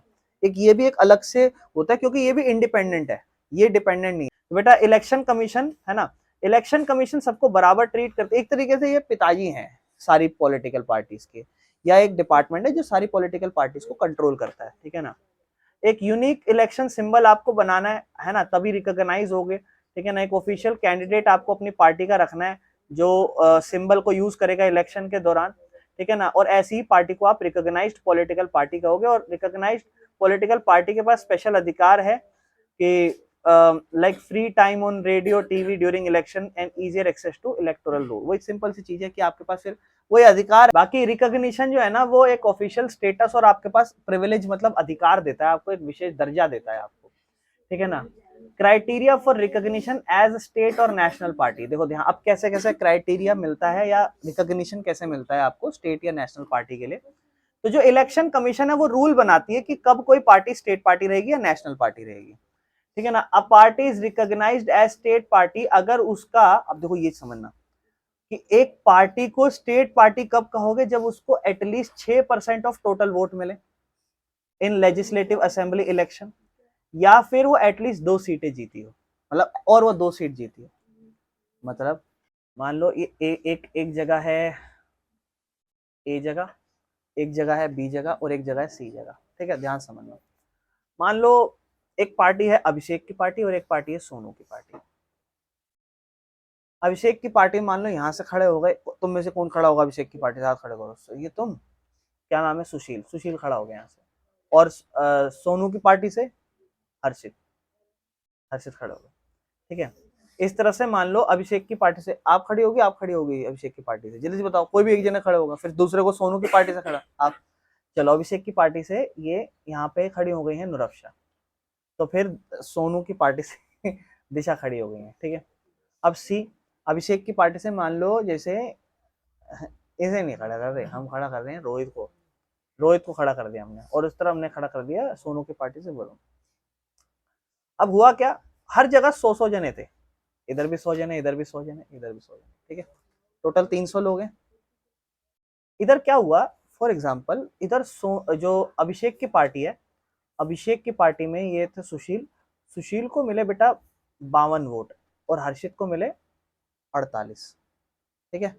अब ध्यान समझना, इस तरफ नुरफ्शा, नुरफ्शा को मिले फॉर एग्जाम्पल 55 और इधर मिले 45।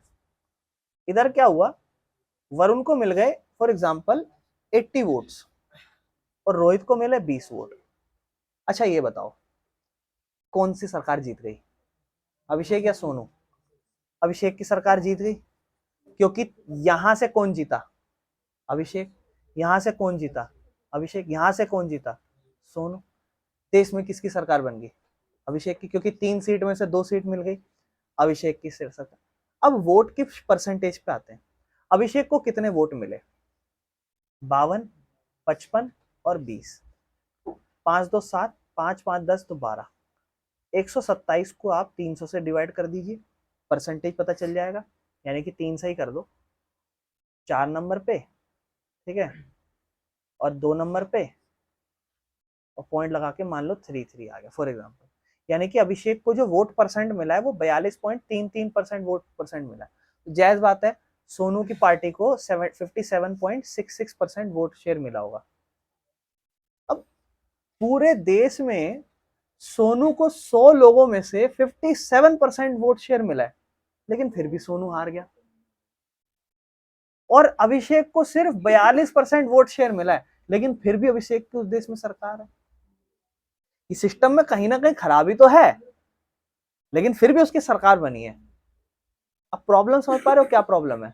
प्रॉब्लम ये है कि इस जगह पर ये जीतना तो था, लेकिन जीता क्यों, जीता तो है चलो ठीक है, लेकिन मार्जिन बहुत ज्यादा होगा। समझ पा रहे हो? अब ये चलता है बेटा इसराइल में, जो मैंने आपको ये वोट परसेंट बताया ना, ये चलता है इसराइल में। अब जैसे मान लो इनकी 57 और 42 है ना, यहाँ ये नहीं होता, भाड़ में जाए ये चीज, ये नहीं होता। मतलब ये जो मैंने बोला ना अभिषेक अभिषेक सोनू जीता, ये नहीं, ये तो होता है, ये होता है, लेकिन ये नहीं होता, ऐसे नहीं। अब इसको 57 मिला, इसको 42 मिला।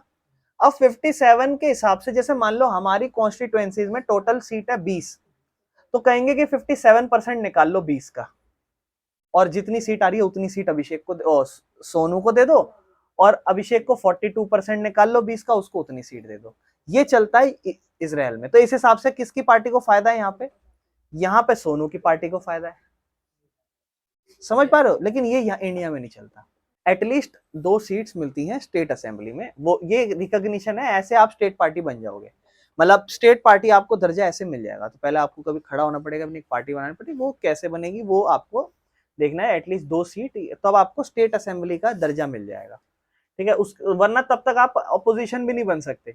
एक पार्टी को नेशनल पार्टी जब होगा जब उसे एक तो वही 6% टोटल वोट लोकसभा में, और दूसरा असेंबली इलेक्शंस में 4 या 4 से ज्यादा स्टेट्स में आप लड़े हुए हो, आपने समझ रहे हो, मतलब आपने इलेक्शंस लड़े हुए हो असेंबली के 4 या 4 से ज्यादा स्टेट में, ठीक है ना, और उसके अंदर 4 सीट तो आपके पास लोकसभा में एटलीस्ट हो, या तो ये क्राइटेरिया है या ये क्राइटेरिया है, समझ रहे हो।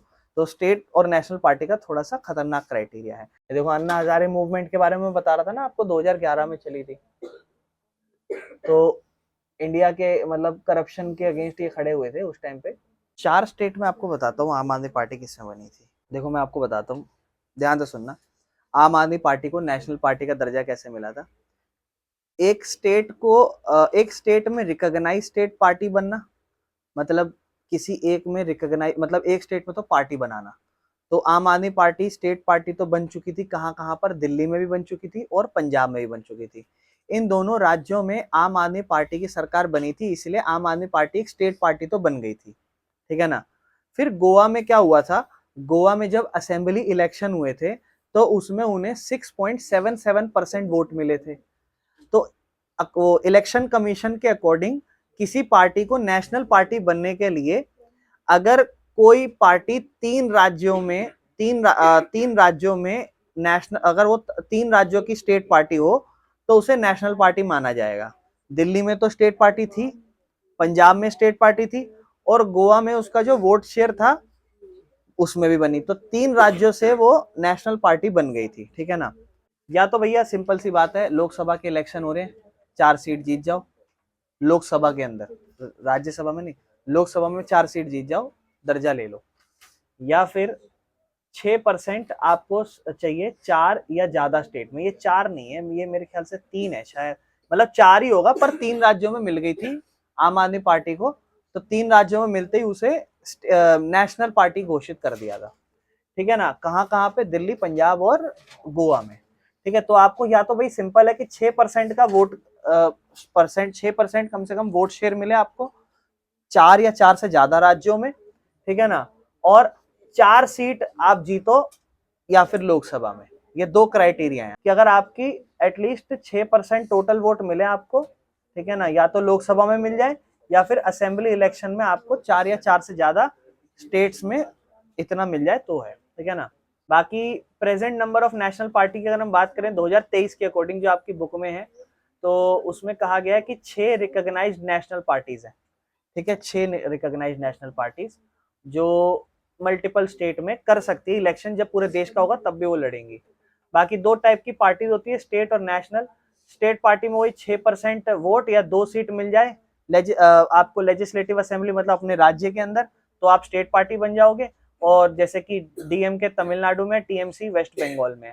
और नेशनल पार्टी अगर आपको बनना है तो 6% वोट ले लो हर 4 राज्यों में, या फिर 4 लोकसभा की सीट जीत लो, तो आप जैसे INC, BJP, BSP, CPI, communist party है ये, ठीक है ना, और एनपीपी, ये देखेंगे भाई कौन कौन सी पार्टी है नीचे, इनके नाम याद रखना भाई, इससे क्वेश्चन आएगा, ठीक है। इससे खतरनाक क्वेश्चन बन सकते हैं जो प्रॉब्लम दे सकते हैं किसी के भी, आपसे प्रेसिडेंट का नाम पूछा जा सकता है किसी भी पार्टी का, अगर हम पढ़ेंगे तो, ठीक है ना। चलो आगे चलते हैं। आम आदमी पार्टी की बात करें, 26 नवंबर 2012 को बनी थी, और ये जब इमर्ज हुई थी जब एंटी करप्शन मूवमेंट चल रही थी, अन्ना हजारे ने चलाई थी और केजरीवाल ने चलाई थी।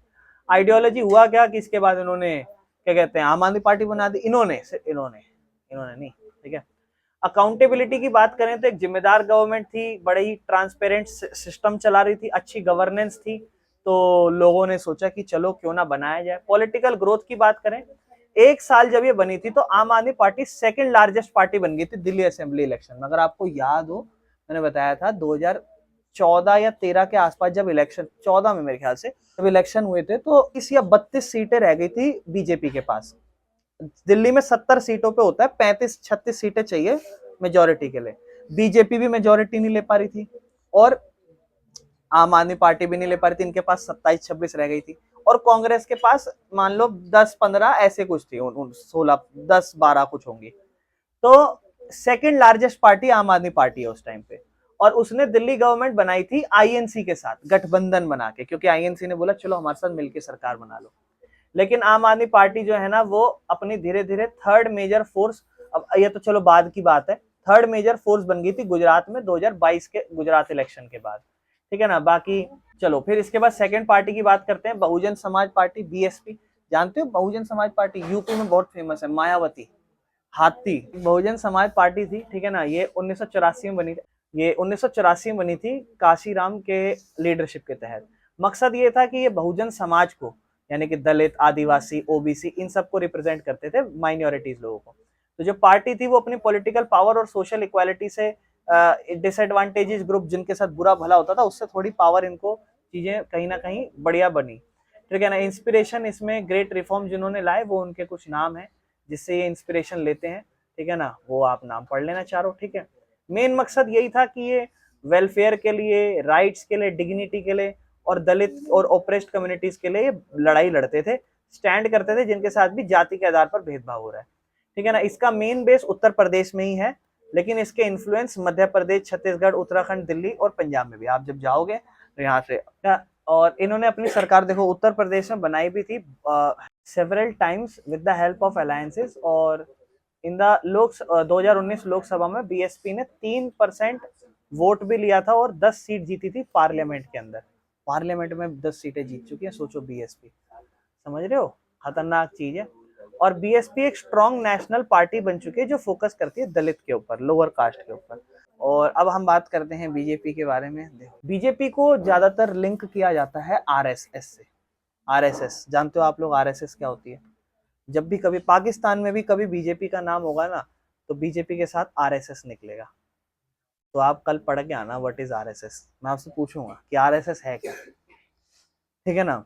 क्योंकि आरएसएस मतलब क्या क्या सीन है ना, थोड़ा बहुत इतिहास पढ़ के आना कि आरएसएस और बीजेपी का लिंक कैसा है आपस में और क्या सीन है ये। तो ये एक रिवाइवल था भारतीय जनसंघ का जो 1951 में बनी थी, जो संयम प्रसाद मुखर्जी ने बनाई थी। तो इसी को एक रिवाइव करके इन्होंने नया नाम चेंज करके बीजेपी बना दिया, भारतीय जनता पार्टी। मेन मकसद क्या था कि स्ट्रॉन्ग और मॉडर्न इंडिया बनाएंगे। और इसका बेस्ट एग्जांपल जैसे आप नरेंद्र मोदी की जब बात करते हो तो नरेंद्र मोदी जी ने गुजरात के जब वो सीएम थे तो आज के टाइम पे आप देखो इंडस्ट्रियां भरी पड़ी है वहां पे, एक्सट्रीम इंडस्ट्री भरी पड़ी है, इंडस्ट्रियां वहां भर भर के। कोई भी आपको गुजराती बंदा बाहर माइग्रेंट होके नहीं दिखाई देगा, यहाँ बाहर काम कर रहा हूँ यहाँ काम कर रहा हूँ, नहीं। तो ये विजन है नरेंद्र मोदी का कि हाँ इंडस्ट्री, पर बिहार में वो काम नहीं हो पाया। वो चीज एक है कि वहां होना चाहिए। इंडिया का जो एंशियंट कल्चर है और वैल्यूज है उस पर थोड़ा इनका मकसद था, मतलब ये इंस्पायर हुए थे इंडिया के जो कल्चर है और वैल्यूज पे और दीनदयाल उपाध्याय के आइडिया पे कि इंटीग्रल ह्यूमनिज्म रखना है और अंत्योदया मतलब upliftment of the last person, ठीक है ना। मतलब एक तरीके से ऐसा समझ लो इंटीग्रल ह्यूमनिज्म मतलब आत्मविश्वास, या मेजरली देखो कहीं ना कहीं थोड़ा सा ये हिंदू कल्चर पे थोड़ा बेस्ड है जनरली ये पार्टी, ऐसा कह सकते हो। मैं पर्सनली नहीं बोल रहा ये चीज, थोड़ा थोड़ा मान सकते हो, डायरेक्टली कोई पार्टी नहीं कहेगी, जायज बात है।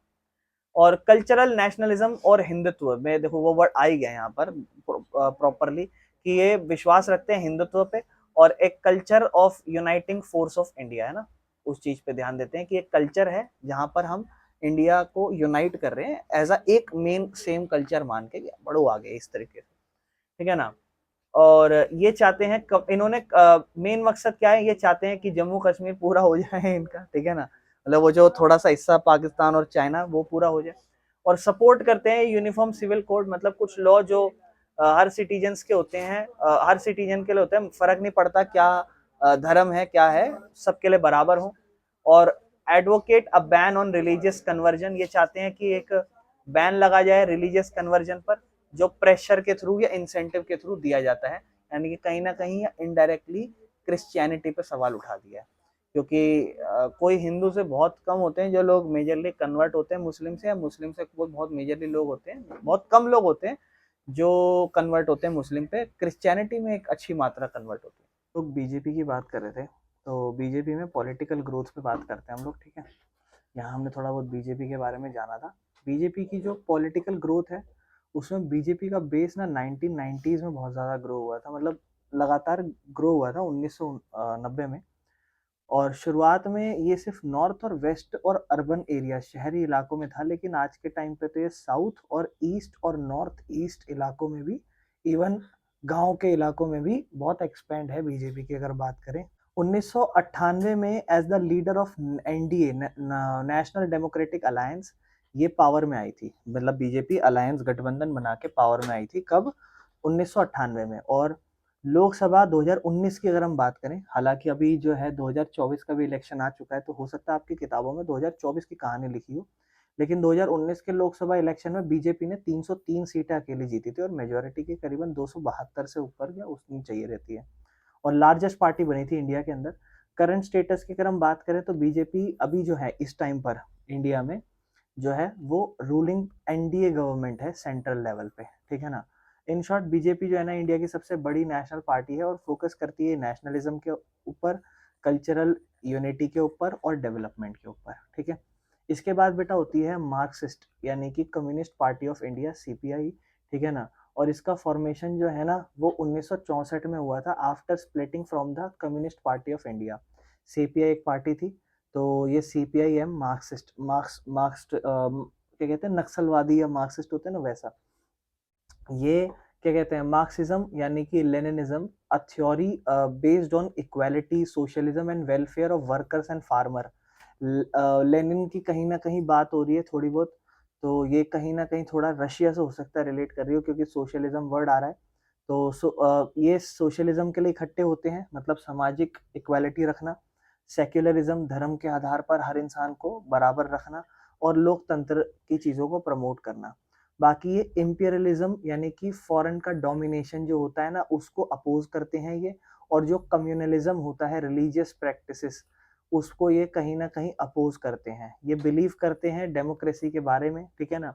और ये एक्सेप्ट करती हैं डेमोक्रेटिक इलेक्शन को कि हाँ जी इलेक्शन जो है वो एक पीसफुल एक प्रैक्टिकल तरीका है अपने देश के अंदर सोशियो इकोनॉमिक जस्टिस लाने का, मतलब सामाजिक तौर पर, इकोनॉमिकल तौर पर, दोनों तौर पर जस्टिस लाना इंडिया के अंदर एकमात्र तरीका है इलेक्शन। और सपोर्ट बेस इनका वेस्ट बंगाल, केरला और त्रिपुरा, यहाँ पर ये ज्यादातर इनका थोड़ा बेस अच्छा खासा है, पॉपुलैरिटी एक तरीके से आप कह सकते हो। गरीब लोग, factory worker, farmer, agricultural labours या फिर एजुकेटेड क्लास इनके सपोर्टर है कहीं ना कहीं। इकोनॉमिक व्यू की अगर हम बात करें तो ये क्रिटिसाइज करती है इंडिया की नई इकोनॉमिक पॉलिसी जो लिबरलाइजेशन या प्राइवेटाइजेशन है, मतलब हमारे देश के अंदर बहुत बुरा हाल चल रहा था। 1991 में एक पॉलिसी लाई थी एनईपी जिसमें एलपीजी लाया गया था, लिबरलाइजेशन, प्राइवेटाइजेशन, ग्लोबलाइजेशन। जब आप वर्ड पढ़ते हो ग्लोबलाइजेशन चैप्टर तो वहाँ पे आपको ग्लोबलाइजेशन के बारे में समझ आएगा। लिबरलाइजेशन मतलब आज़ादी देना, प्राइवेट फर्म्स को ज़्यादा से ज़्यादा, पहले सरकारी दफ्तर ज़्यादा थे। प्राइवेटाइजेशन मतलब चीज़ों को ज़्यादा से ज़्यादा प्राइवेटाइज करना, और ग्लोबलाइजेशन मतलब ग्लोबल लेवल पर व्यापार करो, आओ बाहर से कंपनी, ये सब। तो ये उसको क्रिटिसाइज करते हैं, कहते हैं ये जो है ना ये फॉरेन कैपिटल और गुड्स को हमारे देश में आने देना चाहते हैं, तो ये इसको क्रिटिसाइज करते थे, मतलब ये कहते थे कि ऐसा नहीं होना चाहिए, पर ये नहीं होता तो शायद इंडिया और ज़्यादा डेवलप नहीं करता। बाकी इन्होंने वेस्ट बंगाल में कंटिन्यूसली 34 साल तक राज करा है, 1977 से 11 तक, ठीक है ना। और लोकसभा के अंदर इलेक्शंस में इन्होंने 1.75% वोट यानी कि 3 सीटें इन्होंने ली थी, ध्यान रखना ये 2019 की बात है। इन शॉर्ट ये मतलब ये ऐसा समझ लो थोड़ा सा सामाजिक तौर पर सब लोगों को बराबर रखना और अंग्रेजों का ज़्यादा इन्वॉल्वमेंट ना होना, अपने ही लोग अपनी ही चीज़ों को ज़्यादा से ज़्यादा बेटर करने पे ध्यान देती हैं। इकोनॉमिक इक्वालिटी हो, फॉरेन डोमिनेशन को ये अगेंस्ट में रखते हैं यानी कि इंपीरियलिज्म के अगेंस्ट में जाते हैं। फिर हम आते हैं आईएनसी कांग्रेस, बेटा देखो कितने साल पहले बनी थी, ठीक है 1885 के। हम बीजेपी हम देखें 1980 के बाद रिफॉर्म के बाद फिर बन रही है, लेकिन ये तो आज़ादी से पहले के सबसे ओल्डेस्ट पॉलिटिकल पार्टी है वर्ल्ड में, ठीक है ना। एक मेजर रोल है इनका इंडिया के फ्रीडम स्ट्रगल में, ठीक है ना। लीडरशिप और विजन की बात करें तो जवाहरलाल नेहरू जो लीडरशिप रखते थे उसमें आईएनसी ने एक मॉडर्न सेक्युलर और डेमोक्रेटिक रिपब्लिक बनाया था। जब हमारा देश बना था तो हमने लोकतंत्र देश बनाया अपने देश को। जब हमारा देश आज़ाद हुआ तो ये रूलिंग पार्टी थी सेंटर में, कब तक रही 1977 तक, फिर दोबारा 1980 से 89 तक बनी थी ये, ठीक है ना। क्योंकि आपको याद होगा बीच में थोड़ा गठबंधन वाली चीज़ें थोड़ी आने लग गई थी, जब मैं थोड़ा सा सिविक्स ही पढ़ा रहा था तो मैंने आपको बताया था कि ये क्या करते थे ना, रूल्स इनके बने पड़े थे, तो ये पार्टी को जो स्टेट पार्टी हुआ करती थी वो उनके सपोर्ट में नहीं होती थी, तो उसे वहाँ इमरजेंसी ला के बंद कर देती थी, या फिर उनके रूल्स हटा देती थी कि ये नहीं, ये पार्टी गलत है, ऐसे से हटा देती थी। तो फिर धीरे धीरे गठबंधन वाली सरकार ज्यादा बनने लगी थी। अगर हम आइडियोलॉजी के ऊपर बात करें तो it is a centrist party, ठीक है ना। ये बिलीव करती है बैलेंस्ड अप्रोच में, ना तो ये ज्यादा क्या कहते हैं सोशलिस्ट होना या कंजर्वेटिव होना, मतलब इन चीजों में ज्यादा, मतलब ये नहीं कि बहुत ज्यादा सोशलिज्म खत्म कर दो या बहुत ज्यादा कंजर्वेटिव भी रहो, ठीक है ना। ये दोनों ही चीजें मना करती है। मतलब सोशलिज्म मतलब इतना ऐसा भी ना हो कि सोशलिज्म खत्म हो जाए सामाजिक तौर पर चीजें, और कंजर्वेटिव भी ज्यादा ना रहे इतना भी, मतलब बैलेंस्ड रखती है चीजों को। सेक्युलरिज्म के लिए स्टैंड करती है ये, ठीक है ना। क्या कहते हैं धर्मनिरपेक्षता, हर इंसान धर्म के आधार पर बराबर हो। वेलफेयर, भला करना चाहती है वीकर सेक्शन माइनॉरिटीज का, और यूनिटी और इक्वालिटी लाती है हर नागरिकों के बीच में, ठीक है ना। इकोनॉमिक व्यू के ऊपर से बात करें अगर हम, तो इन्होंने बहुत सारे इकोनॉमिक रिफॉर्म को सपोर्ट करे हैं, लेकिन believe that the development India should have a human face. मतलब इन्होंने कहा कि जो भी एक विकसित भारत होगा उसमें एक इंसान का फेस होना, मतलब it should benefit everyone not just the rich. मतलब उसमें इंसान का चेहरा होना चाहिए, जरूरी नहीं है वो अमीर का हो, वो सब बराबर इक्वालिटी वाला चेहरा होना चाहिए। पॉलिटिकल स्ट्रेंथ आफ्टर 1989, आईएनसी का इन्फ्लुएंस 1989 के बाद रिड्यूस हुआ है, और आज के टाइम पे तो बहुत कम है कहीं ना कहीं अगर हम देखेंगे। बट उसकी एक प्रेजेंस जो है ना ऑल ओवर इंडिया में। अब देखो यही है ना कि आने वाले टाइम में जब कोई बच्चा यही सेम अगर किताब 2032 36 40 में पढ़ रहा होगा, तो इसके फिर से रिविजन आएंगे, तो उसमें ये बात बताई जाएंगी कि हाँ एक टाइम बाद बहुत ज्यादा डिक्लाइन आया है कांग्रेस को। और अगर कांग्रेस कल को कम बैक करती है तो ये भी बताया जाएगा कि डिक्लाइन के बाद एक टाइम बाद फिर से इनकी सरकार बनी। क्योंकि कहीं ना कहीं 2014 से अब तक जो हमारी कांग्रेस है उसकी सरकार नहीं है। 2009-4 में कांग्रेस थी, लेकिन 2014 से आज 11 साल हो चुके हैं, 11 साल से सत्ता में नहीं है। बाकी लेट द यूपी, अगर आपको थोड़ा सा याद होगा, जैसे हमारी बीजेपी अपना गठबंधन बना के चलती है तो उस गठबंधन को कहा जाता है एनडीए, वैसे ही जो कांग्रेस गठबंधन बना के चलती थी वो क्या होता था, यूपीए। लेकिन आज के टाइम पे जो कांग्रेस गठबंधन बना के चलती है उसका नाम बताओगे, इंडिया अलायंसेस, ठीक है ना, INDIA, ठीक है ना।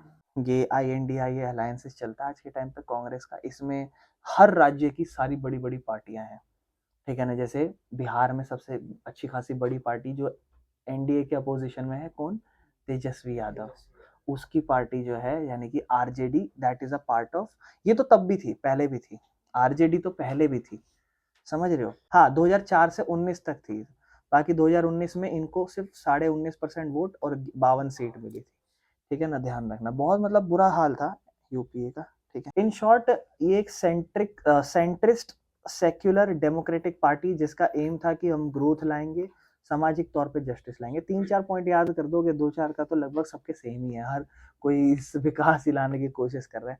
फिर आती है बेटा एनपीपी, ठीक है ना, हो सकता है ये आपने नहीं सुनी हो, नेशनल पीपल्स पार्टी, ठीक है ना। ये जुलाई 2013 में बनी थी बाय पीए संगमा, ठीक है, एक रिस्पेक्टेड लीडर है नॉर्थ ईस्ट से, ठीक है। इनकी सिग्निफिकेंस ये क्या है कि ये पहली पॉलिटिकल पार्टी है नॉर्थ ईस्ट इंडिया से जिसको रिकॉग्नाइज करा था नेशनल पार्टी।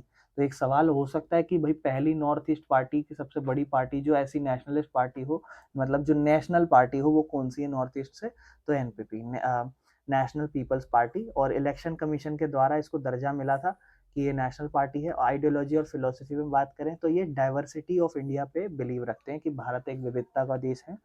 क्योंकि आप देखोगे बेटा साउथ के तो बहुत अलग दूर की बात है, आप देखोगे नॉर्थ ईस्ट के लोग को हिंदी नहीं बोलने आती, वो लोग भर भर के इंग्लिश बोलते हैं, और उनकी इंग्लिश भी आप देखो अच्छी खासी होती है, ठीक है ना। मतलब वो सबसे पहले हिंदी नहीं सीखेंगे, वो सबसे पहले सीखते हैं इंग्लिश, ठीक है ना।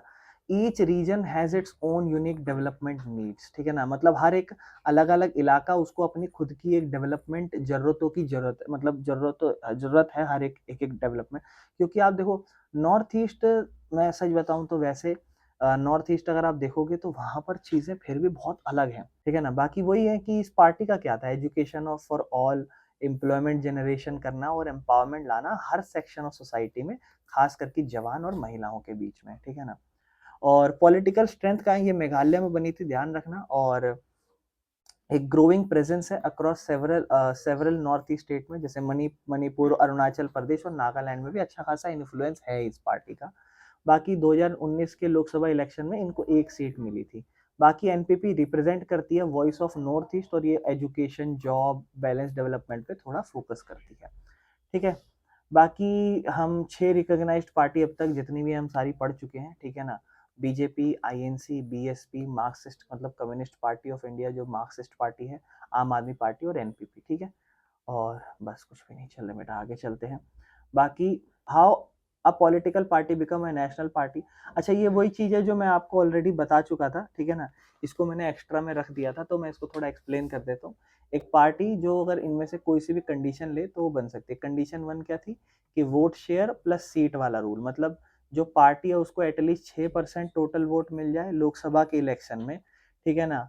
और ये होना मुश्किल है, क्योंकि अगर ये हो रहा है ना, अगर उसे 6% वोट मिल भी रहा है तो वो आराम से 3-4 सीट जीती जाएगी वो पार्टी, समझ रहे हो। और लोकसभा इलेक्शन या स्टेट असेंबली इलेक्शन में 4 या 4 से ज्यादा उनके मतलब लोकसभा इलेक्शन में या तो उसे 6% सीट मिल जाए, या फिर जो स्टेट असेंबली है, जो स्टेट वाले इलेक्शंस होते हैं उसमें वो 4 या 4 से ज्यादा स्टेट्स में वो कंटेस्ट कर चुकी हो इलेक्शन, ठीक है ना।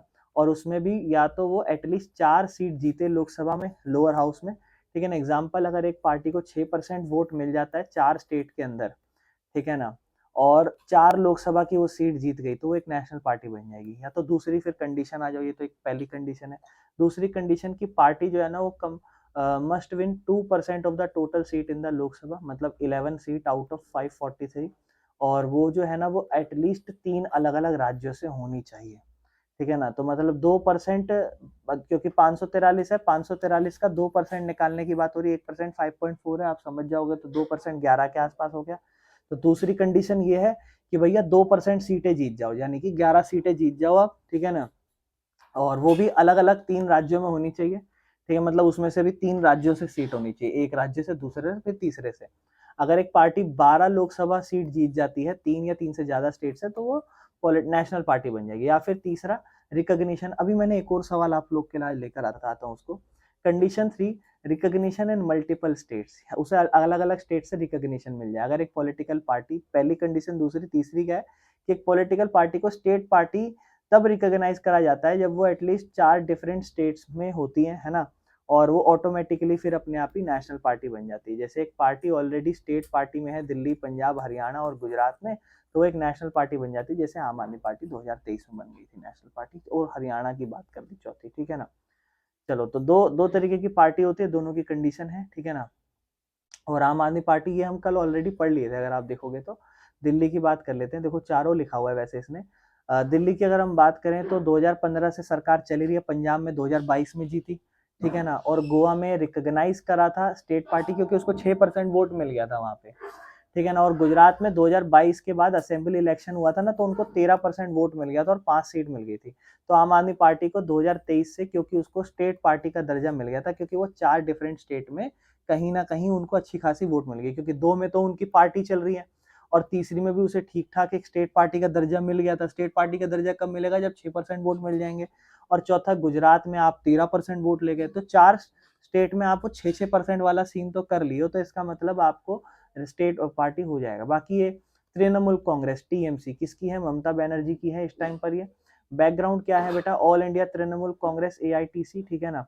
1 जनवरी 1998 में बनी थी, फाउंडर ममता बनर्जी ही थी जब ये आईएनसी से अलग हुई थी, मतलब ये पहले आईएनसी का पार्ट थी। तो टीएमसी का स्टेटस क्या है कि स्टेट पार्टी है, नेशनल पार्टी नहीं है ये अभी तक, ठीक है, 2023 के अकॉर्डिंग तक तो। बाकी मेनली एक्टिव है वेस्ट बंगाल में, त्रिपुरा, मेघालय और गोवा में। परफॉर्मेंस क्या है, अच्छा आप एक चीज समझ पा रहे हो, कहीं ना कहीं गोवा में, कहीं ना कहीं आम आदमी पार्टी गोवा में जाके क्यों इलेक्शन लड़ी, इतना साउथ में जाके, फिर भी काइंड ऑफ साउथ हो गया ना, देखो गोवा तो। लॉजिक लगाओ, थोड़ा सोचो कि गोवा क्यों गई। अच्छा, गोवा के बाद हिमाचल, शायद उत्तराखंड में भी इलेक्शन लड़े हैं, ऐसी बात नहीं है, उत्तराखंड में भी आम आदमी पार्टी ने इलेक्शन लड़े हैं। लेकिन दिल्ली, पंजाब में तो चलो बढ़िया इन्फ्लुएंस हो गया, पार्टी भी बन गई, ठीक है।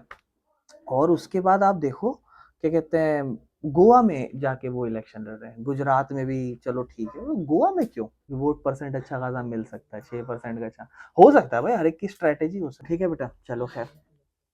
टीएमसी की बात कर रहे थे, ये भाई 2011 से राज कर रही है, ठीक है। और 200 प्लस सीटें जीती थी 2021 का जब इलेक्शन हुआ था, और 2026 आ रहा है तो मैं आपको ऑलरेडी बता दिया था कि it will be a cinema, ठीक है ना।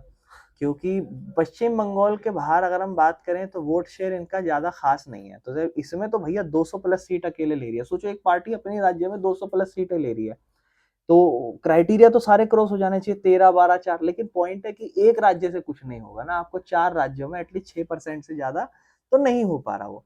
तो टीएमसी को स्टेट पार्टी ही माना गया, अभी तक नेशनल पार्टी नहीं, ठीक है ना, क्योंकि रिक्वायरमेंट पूरी नहीं कर पाई। 4 स्टेट में 4 लोकसभा सीट ये वाला ना पूरा भी चीजें पूरी नहीं कर पाई। बाकी बेटा हर किसी की अपनी रीजनल पार्टी हमने देख ली है, ठीक है, आप चाहो तो और देख सकते हो, ठीक है ना। हर किसी की, जैसे महाराष्ट्र में आप शिवसेना अच्छा खासा सुनते हो नाम शिवसेना का बेटा, शिवसेना की जो है ना ये 2006 मतलब है, खतरनाक है, सबके अपनी अपनी पार्टी, ठीक है ना। चलो इस पे देखते हैं, इसके बाद नेक्स्ट नेक्स्ट टॉपिक पे चलते हैं, स्टेट पार्टीज पे चलते हैं, ठीक है। स्टेट पार्टीज की अगर मैं बात करूं तो ध्यान से समझना, स्टेट पार्टीज क्या होते हैं, तो देखो वही है, apart from 7 recognised national parties है कि बेटा ध्यान इनके ना, मैं आपको बोलूं इससे क्वेश्चन अच्छे खासे बन सकते हैं। खैर हम पीवाईक्यू देखेंगे तो हमें ज्यादा क्लैरिटी मिलेगी कि किससे ज्यादा क्या क्वेश्चन बना हुआ है। बोलता है 7 पार्टी के अलावा इंडिया के पास बहुत सारी पॉलिटिकल पार्टी है जो स्टेट पार्टीज है, ठीक है, उसको इलेक्शन कमीशन ने स्टेट का दर्जा दे रखा है, और ये रीजनल पार्टीज भी कहलाती है। लेकिन इनके नेम जो थोड़े मिसलीडिंग हो सकते हैं, मिसलीडिंग क्यों, क्योंकि स्टेट पार्टीज थोड़ी सा एक इलाके तक लिमिटेड होती हैं, तो इस कुछ के किसी किसी के पास एक नेशनल आउटलुक है, ठीक है ना, लेकिन वो कुछ स्टेट तक ही रहती है। जैसे अब देखो समाजवादी पार्टी यूपी में बड़ी फेमस है, ठीक है ना, मेनली एक्टिव है उत्तर प्रदेश में, लेकिन उसकी एक यूनिट बाकी राज्य में भी है, ठीक है ना। आरजेडी मेनली एक्टिव है बिहार में, लेकिन उसका एक प्रेजेंस झारखंड और दिल्ली में भी है कहीं ना कहीं, आरजेडी का थोड़ा बहुत, समझ रहे हो। तो state parties are not always regional in their thinking, sometime they just have not gain success at the national level yet. तो वही है देखो, ये अच्छी खासी रीजनल नहीं रहती कहीं ना कहीं, क्योंकि सोच के हिसाब से तो देखें, क्योंकि बाकी कहीं ना कहीं तो इन्होंने ट्राई थोड़ा बहुत कर रखा होता है बाकी जगह, ठीक है ना। बाकी और भी देखते हैं, जैसे बीजू जनता दल, ठीक है ना, उड़ीसा के अंदर बीजू जनता दल बहुत ही फेमस पार्टी थी, और इस पार्टी का कह सकते हो कि आप, हाँ, उड़ीसा में एक्सट्रीम जो कहते हैं लोग कि एक्चुअल में जो डेवलपमेंट आई, क्योंकि आप देखो मैं जेन्युइन बात बताऊं, अगर आज के टाइम पे आप बात करोगे कोलकाता की या आप बात करोगे उड़ीसा की, तो उड़ीसा में जैसे भुवनेश्वर, क्योंकि दोनों कैपिटल्स की मैं बात कर रहा हूँ, तो वो दोनों कैपिटल्स में भुवनेश्वर बहुत आगे निकल चुकी है, ठीक है ना, बहुत एक्सट्रीम आगे है। और मतलब ये डेवलपमेंट के परस्पेक्टिव से मैं बात कर रहा हूँ, क्योंकि कोलकाता में इतना नहीं अलाउ करती सरकार बहुत टाइम तक डेवलपमेंट्स के लिए चीजें, लेकिन ये बीजेडी में जो ये बीजू पटनायक, जो जिसका एयरपोर्ट भी उन्हीं के नाम से, बीजू पटनायक और नवीन पटनायक जो उनके लड़के, इन्होंने बहुत डेवलपमेंट करी है। लेकिन क्या हुआ कि जब नवीन पटनायक अभी पिछले 1-2 साल पहले इलेक्शन लड़े, वो हार गए, नेक्स्ट फेस नहीं था कोई बीजेपी वो बीजेडी का, तो इसलिए नहीं इलेक्शन लड़ पाए, हार गए, बीजेपी जीत गई वहां पे। अब ये ईस्ट है, सोचो ये तो नॉर्थ चल रही है, वहां ईस्ट में जीत रही है बीजेपी, तो कहीं ना कहीं है। ऐसा होता है कि जब एक रूलिंग पार्टी होती है तो ज्यादातर चांसेस होते हैं कि उसी की पार्टी स्टेट पार्टियों में भी ज्यादातर रहे, ऐसा होता है। अगर ऐसा नहीं है तो समझ जाओ अगले साल वो पार्टी हारने वाली है अगले जनरल इलेक्शंस में, ठीक है ना। बाकी ये पार्टी जो है ना वो रीजनल डेवलपमेंट पे ध्यान देती है, अपने अपने इलाके में, कल्चर में, लैंग्वेज में, लोकल इश्यूज में, ठीक है ना। तो इसीलिए ना जो बड़ी पार्टी जैसे बीजेपी या कांग्रेस, वो पार्टियां हार जाती है इन पार्टियों से। क्यों, क्योंकि ये अपने स्टेट वाइज ना ज्यादा डेवलपमेंट, ये अपने स्टेट में बहुत एक्सट्रीम स्टैब्लिश्ड होती है, अपने खुद की भाषा वाले लोग है ना, जैसे आप बंगाल जाओगे, कहीं भी जाओगे तो वहाँ अपनी भाषा वाले लोग आपको ज्यादा सपोर्टिव, फिर जातिवाद जातिवाद चीजें आ जाती हैं, बहुत सारे तरीके की चीजें आ जाती हैं। Growth of state parties and their importance, ठीक है। बोलता है पिछले कुछ 3 दशकों में, क्योंकि हम स्टेट पार्टीज के बारे में बात कर रहे हैं, बोलता है पिछले कुछ 3 दशकों के अंदर जो नंबर और स्ट्रेंथ है स्टेट पार्टीज की, वो इंडिया में बढ़ती गई है। एक अच्छा खासा इंडियन पार्लियामेंट में डाइवर्सिटी ज़्यादा है, क्योंकि देखो जब स्टेट पार्टीज ज़्यादा से ज़्यादा ग्रो करेंगी तो पार्लियामेंट में उनके पास सीट्स भी ज़्यादा होगी। जैसे मान लो फॉर एग्जांपल अगर मैं बात करूं, जैसे बिहार है, या मैं किसी भी राज्य की बात करूं, तो वहाँ जरूरी नहीं है बीजेपी की ही ज़्यादातर सीट्स हो। कुछ कुछ स्टेट पार्टीज लोकसभा के इलेक्शन में लड़ती हैं और पार्लियामेंट में बैठती हैं, जहां वो अपने हक अधिकार के लिए बात कर सके। फॉर एग्जांपल मैं अब मान लो, फॉर एग्जांपल जैसे आंध्र प्रदेश है या तमिलनाडु है, तो वो अपनी एक स्टेट पार्टी है, अब वो या तो बड़ी पार्टी बीजेपी या कांग्रेस के साथ मिलके सरकार बनाएगी, अकेले नहीं बना सकती खुद से, तो वो किसी ना किसी के साथ मिलजुल के बैठेगी। तो जिसके साथ भी वो मिलजुल के बैठेगी तो वो पार्टी जो होगी, जैसे मान लो फॉर एग्जांपल बीजेपी के साथ मिलजुल के बैठी, तो अब बीजेपी की रिस्पॉन्सिबिलिटी है कि उनका भी ख्याल रखना, कल को कोई ऐसा डिसीजन लेना जहां पे उन लोगों के साथ कुछ उसमें अगेंस्ट रह जाए, तो वो मिलके यूनाइट रह के रहना पड़ता है, समझ रहे हो। जैसे फॉर एग्जांपल मेरे को अपनी आबादी बढ़ानी है, तो मैं अगल बगल में हर तरीके के इंसान को अपने साथ इकट्ठा कर रहा हूँ, जहां पर वो इंसान का नेचर बिहेवियर अलग है, तो मुझे वो एडजस्ट करना पड़ेगा just to because make my strength more powerful, समझ रहे हो। तो वो एक चीज होती है।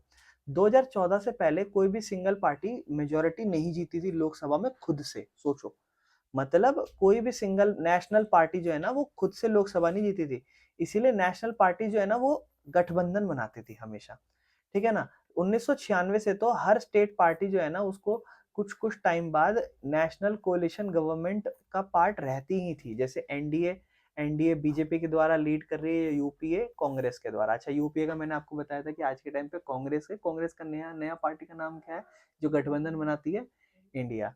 ये दिखाता है कैसे एक रीजनल पार्टी जो है ना उसने नेशनल इंपॉर्टेंस गेन करी, मतलब रीजनल पार्टी अपने अपने इलाकों की पार्टी ने। इम्पैक्ट क्या रहता है स्टेट इंडियन डेमोक्रेसी पे, वो इम्पैक्ट की बात करिए तो देखो, जैसे जैसे स्टेट पार्टी बढ़ती है तो पॉजिटिव इफेक्ट पड़ता है, क्योंकि जितना ज्यादा डाइवर्सिटी होगा देश उतना अच्छा ग्रो कर पाएगा, हम जितना ज्यादा से ज्यादा लोगों को समझ पाएंगे। It has helped in strengthening federalism, इससे फेडरलिज्म भी आगे बढ़ता है, संघवाद, ठीक है ना। स्टेट पार्टीज जो है वो इंश्योर करती हैं the voice of different regions are heard in national decision making, जो पूरे देश का डिसीजन निकाला जा रहा है उसमें स्टेट पार्टी को इंश्योर किया जाता है कि उसमें हर इंसान की, हर क्षेत्र या इलाकों की आवाजें सुनी जा रही है। इससे कोऑपरेशन, मिलके काम करना, इंक्लूड करना लोगों को, यूनिटी रखना, ये सब एक बेहतर डाइवर्स इंडिया की तरफ हम आगे बढ़ते हैं, ठीक है ना। एक्स्ट्रा अगर हम बात करें, बोलता है 2023 में there are over 50 recognised state parties in India, और क्रूशियल है मेंटेन करना उनको रीजनल बैलेंस, है ना, कोएलिशन स्टेबिलिटी के लिए। बाकी स्टेट पार्टीज एक तरीके से किंग मेकर रोल्स प्ले करती हैं। अच्छा, चैलेंजेस क्या होते हैं जो पॉलिटिकल पार्टी, इनके लिए चैलेंजेस क्या है, तो importance of political party in democracy, kind of एक तरीके से चैलेंजेस के अंदर हम पढ़ रहे हैं कि ये पॉलिटिकल पार्टी जो है लोकतंत्र में, इससे फायदा क्या है, इंपॉर्टेंस क्या है। बड़ी ही इंपॉर्टेंट है, अगर डेमोक्रेसी ढंग से काम करना चाहिए तो पॉलिटिकल पार्टीज होनी चाहिए, ठीक है ना, क्योंकि ये लोग और सरकार के बीच में लिंक करते हैं, ठीक है ना। मतलब हम visible, they are visible, people often blame parties for anything that goes wrong in a democracy. एक लोकतंत्र में अगर कोई भी सरकार गलत करती है तो भाई लोग क्रिटिसाइज करते हैं ना, तो इसलिए पॉलिटिकल पार्टी बहुत जरूरी होती है। इन शॉर्ट, लोग जो है ना वो एसोसिएट होते हैं लोकतंत्र के साथ, कैसे, पॉलिटिकल पार्टी बन के। मतलब आप लोकतंत्र का अच्छा से इस्तेमाल या जो भी चीज है फॉलो करना चाहते हो तो पॉलिटिकल पार्टी बहुत इंपॉर्टेंट है, मेजर रोल। मतलब कहने का मतलब आप जनता हो, सरकार है, आप दोनों के बीच में लिंक कौन होगा, कौन करके देगा, पॉलिटिकल पार्टीज, ठीक है ना। अच्छा, ग्लोबल डिससेटिस्फेक्शन विद पार्टीज, पूरे वर्ल्ड में अगर हम देखें, सिर्फ इंडिया नहीं, लोग जो है ना वो खुश नहीं है पॉलिटिकल पार्टी से, है ना। बहुत सारे लोग जो है ना बिलीव रखते हैं कि सरकार जो है ना वो अपना काम ढंग से नहीं कर पाती, लोगों को रिप्रेजेंट करना, लोगों की जरूरतें या जो भी करप्शंस हैं उसको नहीं कम कर पाती है। इंडिया में भी यही प्रॉब्लम है, क्रिटिसिज्म और फ्रस्ट्रेशन होती है लोगों की, है ना। इन शॉर्ट अगर हम समझें तो क्रिटिसिज्म जो होता है पॉलिटिकल पार्टी का, वो एक ग्लोबल इशू है, सिर्फ ऐसा नहीं है कि ये सिर्फ इंडिया में ही होता है क्रिटिसिज्म। चार बड़े एरियाज है जहां ये प्रॉब्लम चलती है बेटा, that is the popular dissatisfaction, focus on चार बड़े चैलेंजेस जो पॉलिटिकल पार्टी फेस करती है, ठीक है ना। वो चार बड़े चैलेंजेस में सबसे पहला चैलेंज क्या है, lack of internal democracy. Lack मतलब कमी होना, इंटरनल डेमोक्रेसी मतलब जितनी भी पॉलिटिकल पार्टीज है ना उसमें रियल पावर जो होती है ना वो कॉन्सेंट्रेटेड होती है in the hands of one of the few top leader. This problem is also almost in every country. जैसे, मतलब कहने का मतलब है कि जितनी बड़ी से बड़ी पॉलिटिकल पार्टीज है ना उसमें जो पावर्स है ना वो टॉप लीडर के हाथ में होती है, बाकी इंसान ना के बराबर महसूस किए जाते हैं। पार्टी जो है ना वो एक प्रॉपर मेंबरशिप लिस्ट नहीं बनाती है, ठीक है ना, रेगुलर मीटिंग्स नहीं करती हैं, इंटरनल इलेक्शंस नहीं लड़ती हैं। मतलब मेरी पार्टी है, हम 20 जनों ने बनाई है, अब जैसे नरेंद्र मोदी इन्होंने बीजेपी बनाई है क्या, या कांग्रेस राहुल गांधी ने बनाई है क्या, नहीं ना, ये तो इन्होंने, इनसे पहले कितने लोगों ने बनाई है, तो आम जनता है बन के इससे जुड़े हैं भाई, इसको रिप्रेजेंट कर रहे हैं, तो उसके बीच में हर जना अलग अलग जगह से आया हुआ है। तो जरूरी थोड़ी ना हर लोग बीजेपी के ही खुश होंगे नरेंद्र मोदी को प्रधानमंत्री के, हो सकता है कुछ लोग नहीं चाहते बीजेपी के खुद के अंदर। तो अगर इलेक्शन लड़ते आपस में ही, मतलब अपनी खुद की पार्टी के अंदर, तो पता चलता क्या सही में लोग चाहते हैं जीते नहीं जीते। तो ये एक चीज होनी चाहिए, मतलब उनकी खुद के अंदर जो डेमोक्रेसी है ना, इंटरनल, देखो एक तो होगी देश की डेमोक्रेसी और एक होगी पॉलिटिकल पार्टी है, और उनकी अंदर की डेमोक्रेसी सही से नहीं चल पा रही होती है। मतलब जहां हर इंसान, हर पार्टी के जितने मेंबर हैं, सबको बराबर अधिकार, सबके पास बराबर पावर्स नहीं होती है, सिर्फ एक टॉप लीडर के पास पावर है। अगर आप देख लो राहुल गांधी के पास सबसे ज्यादा पावर है, अगर आप देख लो नरेंद्र मोदी सबसे ज्यादा पावर है, तो इसका मतलब वो देश में तो लोकतंत्र चला रहे हैं, लेकिन उनकी खुद की पार्टी के अंदर वो लोकतंत्र नहीं चला रहे हैं, वहां पर कमियां हो रही है। समझ पा रहे हो मेरा पॉइंट मैं क्या कहना चाह रहा हूँ? नहीं समझ में आ रहा तो दोबारा समझाऊं, बताओ। जैसे मान लो हम 5 जने, अब मैं क्या कर रहा हूँ, मैं कह रहा हूँ कि जैसे मान लो फॉर एग्जाम्पल हम 5 जने मिलकर नेता, आप सब अपने अपने इलाकों से चुने गए, और अब हमें क्या करना है, हमें मिलकर एक वो बनाना है। हमारी पार्टी जीत गई है, हम देश के लिए तो हम लोकतंत्र फॉलो कर रहे हैं, इसको लोगों ने वोट देके जिताया, हम सबको लोगों ने वोट देके जिताया, तो देश में तो हम डेमोक्रेसी फॉलो कर रहे हैं क्योंकि हमें वोट देके देके चुना जा रहा है। लेकिन अब क्या हुआ, अब हमने कहा कि चलो अब ये डिसाइड करते हैं कि हमारे में से पीएम कौन बनेगा। तो हुआ क्या, मैंने कहा तुम कहाँ बनोगे, मैं बनूंगा। तो अब ये खुश नहीं, पांचों खुश नहीं है, वो चाहते हैं कि ये ऐसे कैसे, ये क्यों बन रहे हैं। तो कहीं ना कहीं मैं क्या कर रहा हूँ, कहीं ना कहीं देश में तो हम लोकतंत्र के तरीके से, फॉर्मल तरीके से जीत रहे हैं, लेकिन अंदर अपने पार्टीज के अंदर हम लोग, मैं ज्यादा बड़ा हूं तो अपने आप को बड़ा मान के मैंने कहा ये रक्षा मंत्री बनेगी, भले इसे कुछ काम ना आता हो रक्षा मंत्री का, ठीक है ना। ये बनना चाहती थी, क्या कहते हैं, होम मिनिस्टर, या ऐसे मान लो, या फिर बात तो एक ही कह दी, ये मान लो रेल मिनिस्टर बनना चाहती थी, आप फाइनेंस मिनिस्टर बनना, मैं कुछ भी गुचड़ मुचड़ कर दिया, किसी से कोई पक्ष नहीं लिया, मैं जो कर रहा हूँ वो चल रहा है। तो ये इंटरनल डेमोक्रेसी नहीं है लोगों के अंदर, ये एक बहुत बड़ी प्रॉब्लम्स होती है। दूसरा, अगर हम आगे चलें तो, अच्छा इसके कॉन्सिक्वेंसेस क्या होते हैं, जो सेंट्रलाइज्ड पावर, अब ये देखो जो मेरे पास पावर है, ये सेंट्रलाइज्ड पावर है कि नहीं है, अकेले के पास पावर है कि नहीं है। तो इसके कॉन्सिक्वेंसेस क्या होते हैं, तो इससे होता क्या है, टॉप लीडर ने हर चीज कंट्रोल करने लग जाते हैं, और जो उनसे डिसएग्री करेगा उसके लिए मुश्किल है वहां ठहर पाना, ज्यादा बेवफाई करेगा, चल निकल यहाँ से, गद्दारी कर बे, है ना ऐसा। Personal loyalty to a leader becomes more important than loyalty to a party's principles और ideology। तो वो पर्सन की जो लॉयल्टी है ना, वो लीडर की तरफ ज्यादा इंपॉर्टेंट हो जाती है, भले ही जो आइडियोलॉजी, सोच विचार है वो मैटर नहीं कर रही है। अब तुम्हें पता है कि मैं अगर भैया की चापलूसी करूंगा तो मैं फेमस हो जाऊंगा, मेरे को भैया कोई छोटा मोटा बढ़िया मंत्री बना देंगे, हो जाएगा। लेकिन अगर मैं नहीं कर पाया ये सारी चीज, तो फिर मैं, अगर हमारी पार्टी के ख्यालात क्या है उस चीज पे चलूंगा तो कोई फायदा नहीं है। क्यों? तुम्हें पता है मैं, मेरा चल रहा है, मैं जैसे चला रहा हूँ, तो वो एक, समझ रहे हो, कॉन्सिक्वेंसेज होते हैं। बाकी एक्स्ट्रा तो खैर रहने दो, इन शॉर्ट यही है कि ज्यादातर मेजर चैलेंज यही है कि आप lack of internal democracy face करते हो, जहाँ जो पावर है ना वो कॉन्सेंट्रेटेड टॉप लीडर्स के हाथ में ही रहती है, ठीक है ना। दूसरा चैलेंज क्या है, डायनेस्टिक सक्सेशन। राहुल गांधी, या कल को कोई एक और गांधी पैदा कर लो उसको बना दो मंत्री, कल फिर कोई और गांधी पैदा कर लो उसको बना दो मंत्री। ये आपको ये दिखा रहा है डायनेस्टिक सक्सेशन। तो क्या ये एक बहुत बड़ा चैलेंज है डेमोक्रेसी के लिए? हाँ, क्योंकि आप एक पार्टी चला रहे हो, वहां जनता चलानी चाहिए ना पार्टी। इंडिया में नहीं है, बहुत टाइम तक तो नहीं है, एक पार्टी ऐसी है जो कांग्रेस की अभी तक गांधी परिवार पे ही चलती बसती आ रही है। तो ये एक चैलेंज क्लोजली कनेक्ट है विद द फर्स्ट चैलेंज, जहां पर इंटरनल डेमोक्रेसी थी नहीं थी ना, वो ये उसी से ही रिलेटेड है एक तरीके से, क्योंकि ज्यादातर जो पॉलिटिकल पार्टी है उनके पास एक ट्रांसपेरेंट सिस्टम नहीं होता जिससे वो एक ऑर्डिनरी मेंबर को लीडरशिप पोजीशन दे सके, और पावर जो होती है ना वो अपने परिवार के बीच में रखना चाहते हैं कहीं ना कहीं। समझ पा रहे हो? गांधी का बेस्ट एग्जाम्पल है गांधी परिवार का। गांधी परिवार एक्चुअल में नेहरू परिवार है। आईएनसी के अंदर क्या चल रहा है, गांधी फैमिली, समाजवादी पार्टी है ना, यादव फैमिली, ये क्या हो रहा है ना, समझ रहे हो आप। अब डीएम के तमिलनाडु में है, तो यहाँ पर ये करुणानिधि है ना, करुणानिधि फैमिली ऐसे कर। तो डायनेस्टिक रूल प्रॉब्लम क्यों है, क्योंकि अनफेयर है ना। जो बंदा मेहनत करके आ रहा हो, बड़ा फेमस हो, वो उसे पता है कि यार मैं कितना भी कर लूं, मुझे नहीं रिप्रेजेंट करेंगे, मुझे मंत्री नहीं बनाएंगे, ये मुझे एक बड़ा चेहरा नहीं बनाएंगे, ठीक है ना। पीपल विदाउट रियल एक्सपीरियंस और पब्लिक सपोर्ट जो है ना, तो वो उसको टॉप, मतलब वही तो, जो जिनको एक्सपीरियंस नहीं है सही में, कोई पब्लिक सपोर्ट भी नहीं है, वो टॉप पोस्ट पे बैठ जा रहे हैं, बैठ है ना।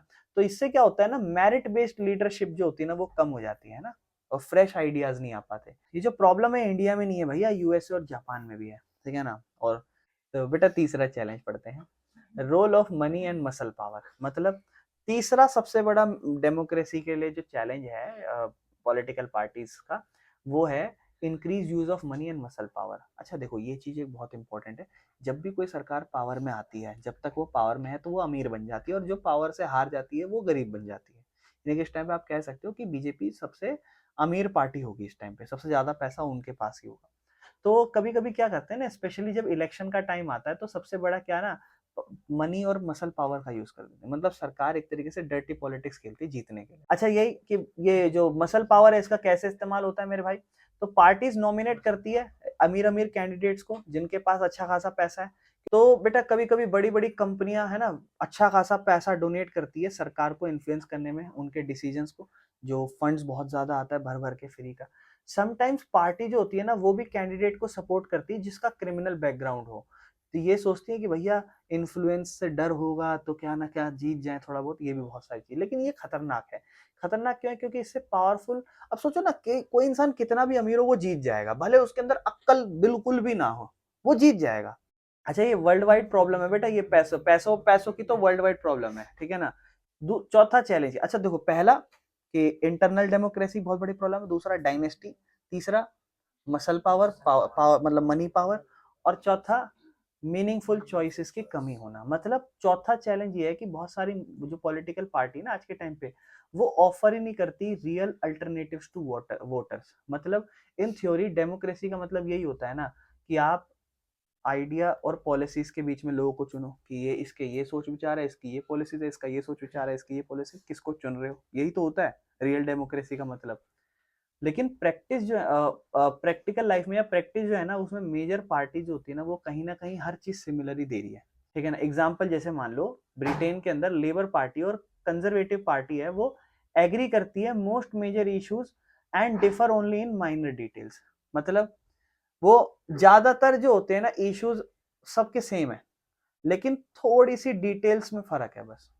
या फिर ऐसा समझ लो, मीनिंगफुल चॉइसेस है, मतलब कमी है मीनिंगफुल चॉइसेस की। क्या कमी है, इसका एक एग्जांपल देके है समझा रखा है। दो पार्टीज लड़ रही है, ये कह रही है मैं ये कर दूंगा, दूसरी कह रही है मैं भी ये कर दूंगा। अब वो आपके ऊपर, आप किसी को भी जिता दो, ये आपके ज्यादा क्लोज है इसको जिता दो, ये आपके ज्यादा क्लोज है इसके, या फिर दोनों ही मीनिंगफुल चॉइसेस दे ही नहीं रहे आपको, जो आपको चाहिए आपके देश के लिए वो दोनों कर ही नहीं रहे हैं। एग्जाम्पल, इंडिया में जो मेजर नेशनल पार्टीज है, आईएनसी, बीजेपी, ये लेस डिफरेंट होती हैं इकोनॉमिक पॉलिसीज में। इनकी जो पॉलिसीज हैं इकोनॉमिक पॉलिसी, इसमें कोई बहुत जमीन आसमान का फर्क नहीं है। वोटर्स पे क्या प्रभाव पड़ता है, तो वोटर्स जो है ना, जो सही में अलग अलग पॉलिसीज चाहते हैं ना, उनके पास ऑप्शन ही नहीं है। वो कह रहे हैं ऐसे जिता दो, ऐसे फर्क, इससे बढ़िया तो हम घूम के आ जाते हैं। छुट्टी मिली है एक, इसके अगले दिन एकदम शनिवार शनिवार इतवार हो गई, तब भी छुट्टी होगी, एक लीव ले लो, बोल दो कि जी मैं जरूरत है ये वो ऐसे ऐसे, और जाके अपना उत्तराखंड, हिमाचल, शिमला हिमला घूम के आ जाओ, काम खत्म। क्या करना वोट देके, जब दोनों में से कोई भी जीत जाए, दोनों काम ही सेम करेंगे, और दूसरा भेदभाव ही करता रहेगा, ठीक है ना। तो ये चारों की समरी है बेटा, कोई दिक्कत तो नहीं है। एक्स्ट्रा में हम बात करें, ये चैलेंजेस यूनिवर्सल है, मतलब हर जगह महसूस कर सकते हो आप। और इससे क्या होता है, रेगुलर इंटरनल इलेक्शंस, मतलब जो भी आपके रेगुलर इंटरनल इलेक्शंस हो रहे हैं वो रुक जाते हैं, एक बहुत बड़ी प्रॉब्लम है। नई लीडरशिप रुक जाती है। फंडिंग ट्रांसपेरेंट बना दो, मतलब ये सारी चीज कर लो एक तरीके से, समझ रहे हो। और क्लियर और डाइवर्स पॉलिसीज चॉइसेस बना दो, ठीक है बेटा। बाकी एक पॉलिटिकल पार्टी को रिफॉर्म कैसे किया जाता है, मेरे ख्याल से शायद हो सकता है हमारे चैप्टर का लास्ट टॉपिक हो ये, ठीक है ना। कि एक पॉलिटिकल पार्टीज को रिफॉर्म, रिफॉर्म समझते हो, जब भी एक पॉलिटिकल पार्टीज में चीजें गड़बड़ा रही हैं तो उसको कैसे ठीक किया जाए, रिफॉर्म, रिफॉर्म मतलब कोई चीज फिर से कैसे बनाई जाए। तो कहता है पॉलिटिकल पार्टी एक बहुत इंपॉर्टेंट रोल प्ले करता है डेमोक्रेसी में। जैसे हम देखते हैं बहुत सारे चैलेंजेस, जैसे कि lack of internal democracy, dynastic succession, muscle power, ये सब। तो इससे क्या होता है ना, फिर हमें डेमोक्रेसी को स्ट्रॉन्ग करने के लिए, स्ट्रेंथ करने के लिए पॉलिटिकल पार्टी को ना रिफॉर्म करना पड़ेगा अपने आप को। और कैसे किया जा सकता है, पढ़ते हैं। Need and difficulty to party reforms, मतलब सबसे पहले तो ये देखो भाई कि अपने को प्रॉब्लम क्या पड़ रही है, मतलब हमें रिफॉर्म की जरूरत क्यों पड़ रही है, क्यों करना पड़ रहा है हमें रिफॉर्म, पहले ये तो चेक करें तो पता चले सब चीज ठीक है, हम फिर जबरदस्ती कर रहे हैं क्यों, क्योंकि मुझे दिक्कत है और सब सही चल रहा है लेकिन मुझे दिक्कत है, तो जरूरी नहीं है, ठीक है ना। तो कुछ क्वेश्चंस है, क्या पॉलिटिकल पार्टी चाह रही है चेंज, बदलाव अपने अंदर लाना।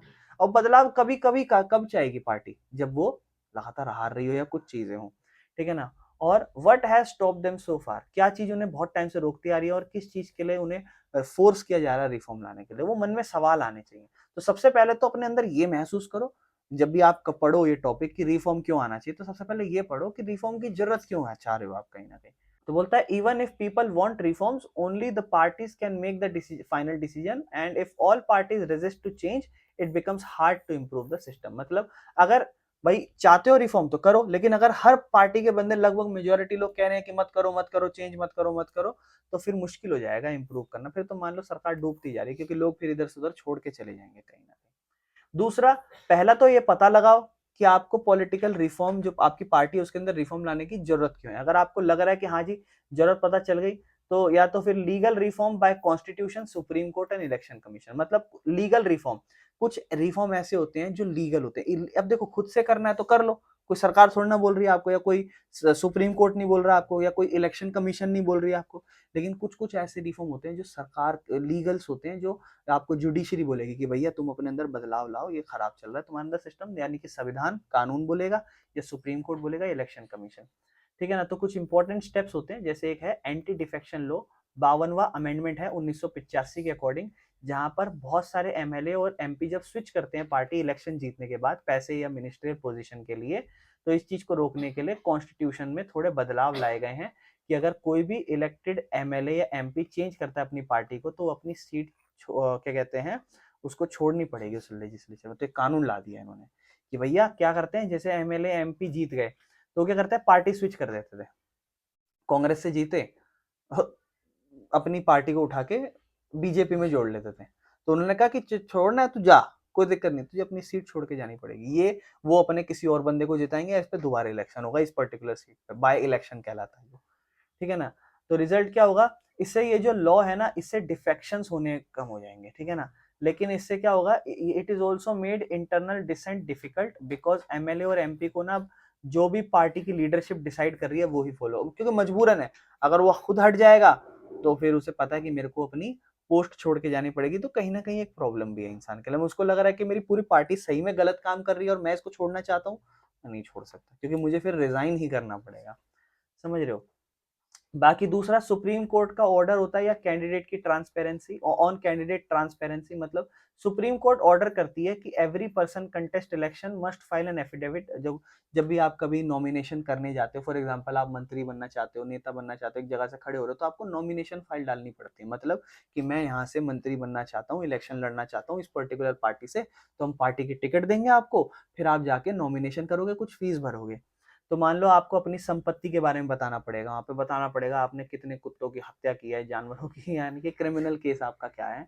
रिजल्ट क्या है, रिजल्ट क्या है, this has made more information available to voters. इससे ना जनता को ज्यादा से ज्यादा जानकारी होती है आपके बारे में, क्योंकि जानकारी सरकार को आपने जमा करे और सरकार की जानकारी से आप जानकारी जान सकते हो कि देखो जी हमारे यहाँ जो सोनू है ये एमएलए सीट के लिए खड़ा हो रहा है, इसका बैकग्राउंड देखते हैं, पता चला इनने 4 कुत्तों की हत्या कर रखी है, 2 बिल्लियां मार रखी हैं और 5 कबूतर खा रखे हैं। तो कहीं ना कहीं समझ रहे हो मैं क्या कहना चाह रहा हूँ, कहीं ना कहीं ये है कि ये इन्फॉर्मेशन अवेलेबल, मतलब इससे क्या होता है लोगों को, जैसे आप सोनू के बारे में पता करना चाहते हो तो आप क्या है, सोनू की जानकारी देख रहे हो आप, अच्छा अच्छा ये ओहो ये तो सही बंदा लग रहा है, इसकी जेब में तो 25 रुपए हैं बैंक अकाउंट में, तो इसको बना दो। ठीक है ना।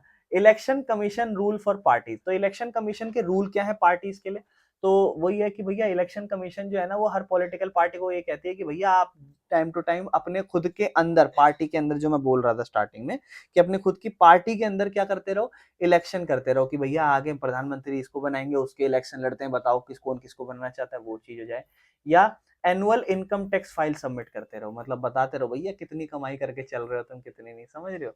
रिजल्ट क्या है, मोस्ट पार्टी जो है ना वो फॉलो करती है इसको जस्ट फॉर्मेलिटी के तौर पर, है ना। और अभी तक कोई ट्रू इंटरनल डेमोक्रेसी नहीं दिखाई दी कि कोई कोई क्यों करना चाहेगा वो।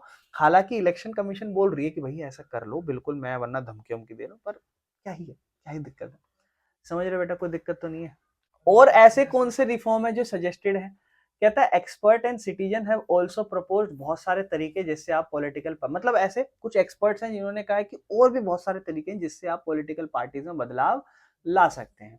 तो क्या है, एक तो लॉ बना देना चाहिए इंटरनल अफेयर्स के लिए, मतलब एक स्पेशल लॉ बनाओ जो पॉलिटिकल पार्टी को फोर्स करें कि ये फॉलो करो अपनी पार्टी के अंदर, सरकार की बात नहीं कर रहे।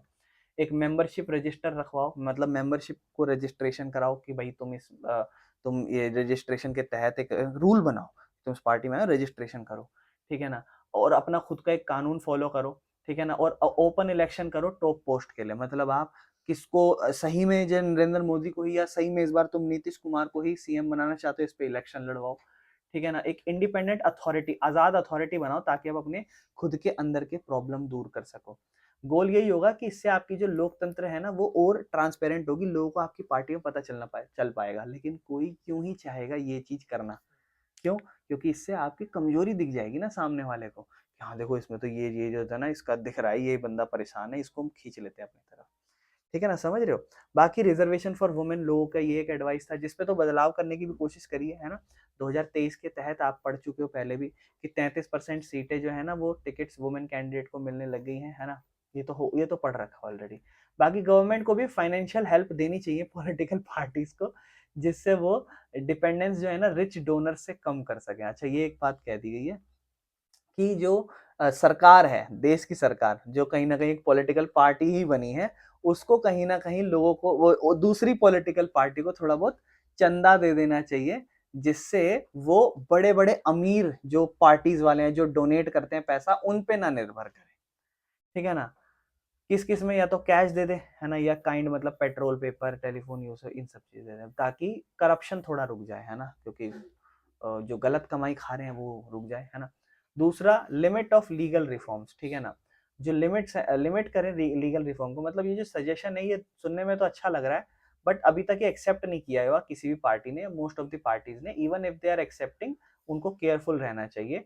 टू मैनी लीगल कंट्रोल में बैकफायर, अगर आप बहुत ज्यादा से ज्यादा अपनी लीगल रिफॉर्म्स लाओगे तो आपकी जो पार्टी है वो बैकफायर कर जाएगी आपके ऊपर, मतलब आपको आपके अंदर ही खोट पैदा हो जाएगी या प्रॉब्लम्स आ जाएगी खुद से, ज्यादा से ज्यादा रूल बनाओगे तो पार्टी जो है ना वो नया तरीका ढूंढ लेगी उस लॉ को चीट करने के लिए।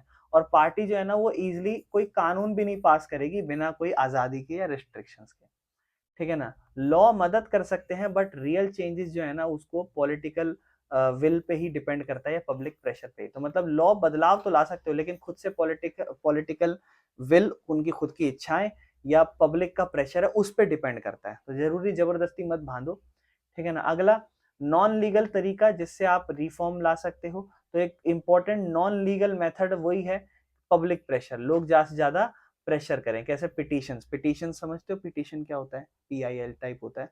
जैसे मान लो तुम्हें कोई प्रॉब्लम है, खुद से जाके केस कर रही है अपने नाम पे, लेकिन एक वकील होता है जो इनके नाम पे जाके खुद फाइल कर दे, दिस इज पिटीशन।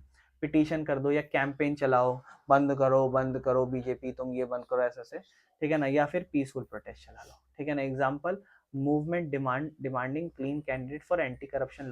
बाकी एक एक्टिव मतलब पब्लिक प्रेशर है इस वजह से, या फिर एक्टिव सिटीजन पार्टिसिपेशन, मतलब जो लोग पॉलिटिकली चेंज करना चाहते हैं वो इन पॉलिटिकल पार्टी को ज्वाइन करें instead of only criticising them. मतलब आपको लग रहा है कि ये पार्टी गलत है, आप इसको क्रिटिसाइज कर रहे हो, तो इससे बढ़िया इसको ज्वाइन कर लो और इसके अंदर बदलाव ला दो। ये एक तरीका बताया जा रहा है, ठीक है ना। इससे क्या होगा, क्वालिटी जो होगी ना डेमोक्रेसी की वो डिपेंड करती है कि कितना एक्टिव उसके नागरिक हैं, ठीक है ना। इसके बाद ये कुछ तरीके हैं भैया, ठीक है ना। समराइज अगर करें तो हम कि क्या क्या रिफॉर्म या लॉ या सजेशन है जो आप ला सकते हो, ठीक है ना। तो ये लास्ट के भी 3-4 पढ़ लेना। एक तो वो एंटी डिफेक्शन लॉ ला दो जिससे रोको MLA को इन सब चीजों से। बाकी सुप्रीम कोर्ट, है ना, या इलेक्शन कमीशन, या फिर कुछ लॉ लाओ इंटरनल डेमोक्रेसी के लिए, या फिर 33% महिलाओं के रिजर्वेशन वाला सिस्टम लाओ। बाकी स्टेट फंडिंग इलेक्शन, मतलब जो फंडिंग हो रहा है उसमें मनी का इन्फ्लुएंस कम से कम करो, कोशिश करो सरकार को बोलने की सरकार उन्हीं को पैसा दे, चंदा दे। या पब्लिक पब्लिक जनता खुद, नागरिक जो है खुद उस पॉलिटिकल पार्टी पे प्रेशर डाले कि ये तुम गलत कर रहे हो, वो ऐसे से इन चीज़ों पे। बाकी सिटीजन लोगों की खुद से खुद ज़्यादा से ज़्यादा पार्टिसिपेशन आए, ठीक है ना। तो मेरे भाइयों, हमारा जो चैप्टर है पॉलिटिकल पार्टीज ये खत्म हो गया है, ठीक है। मुझे उम्मीद है आपको समझ में आया होगा और मज़ा आया होगा इस चैप्टर में, ठीक है ना।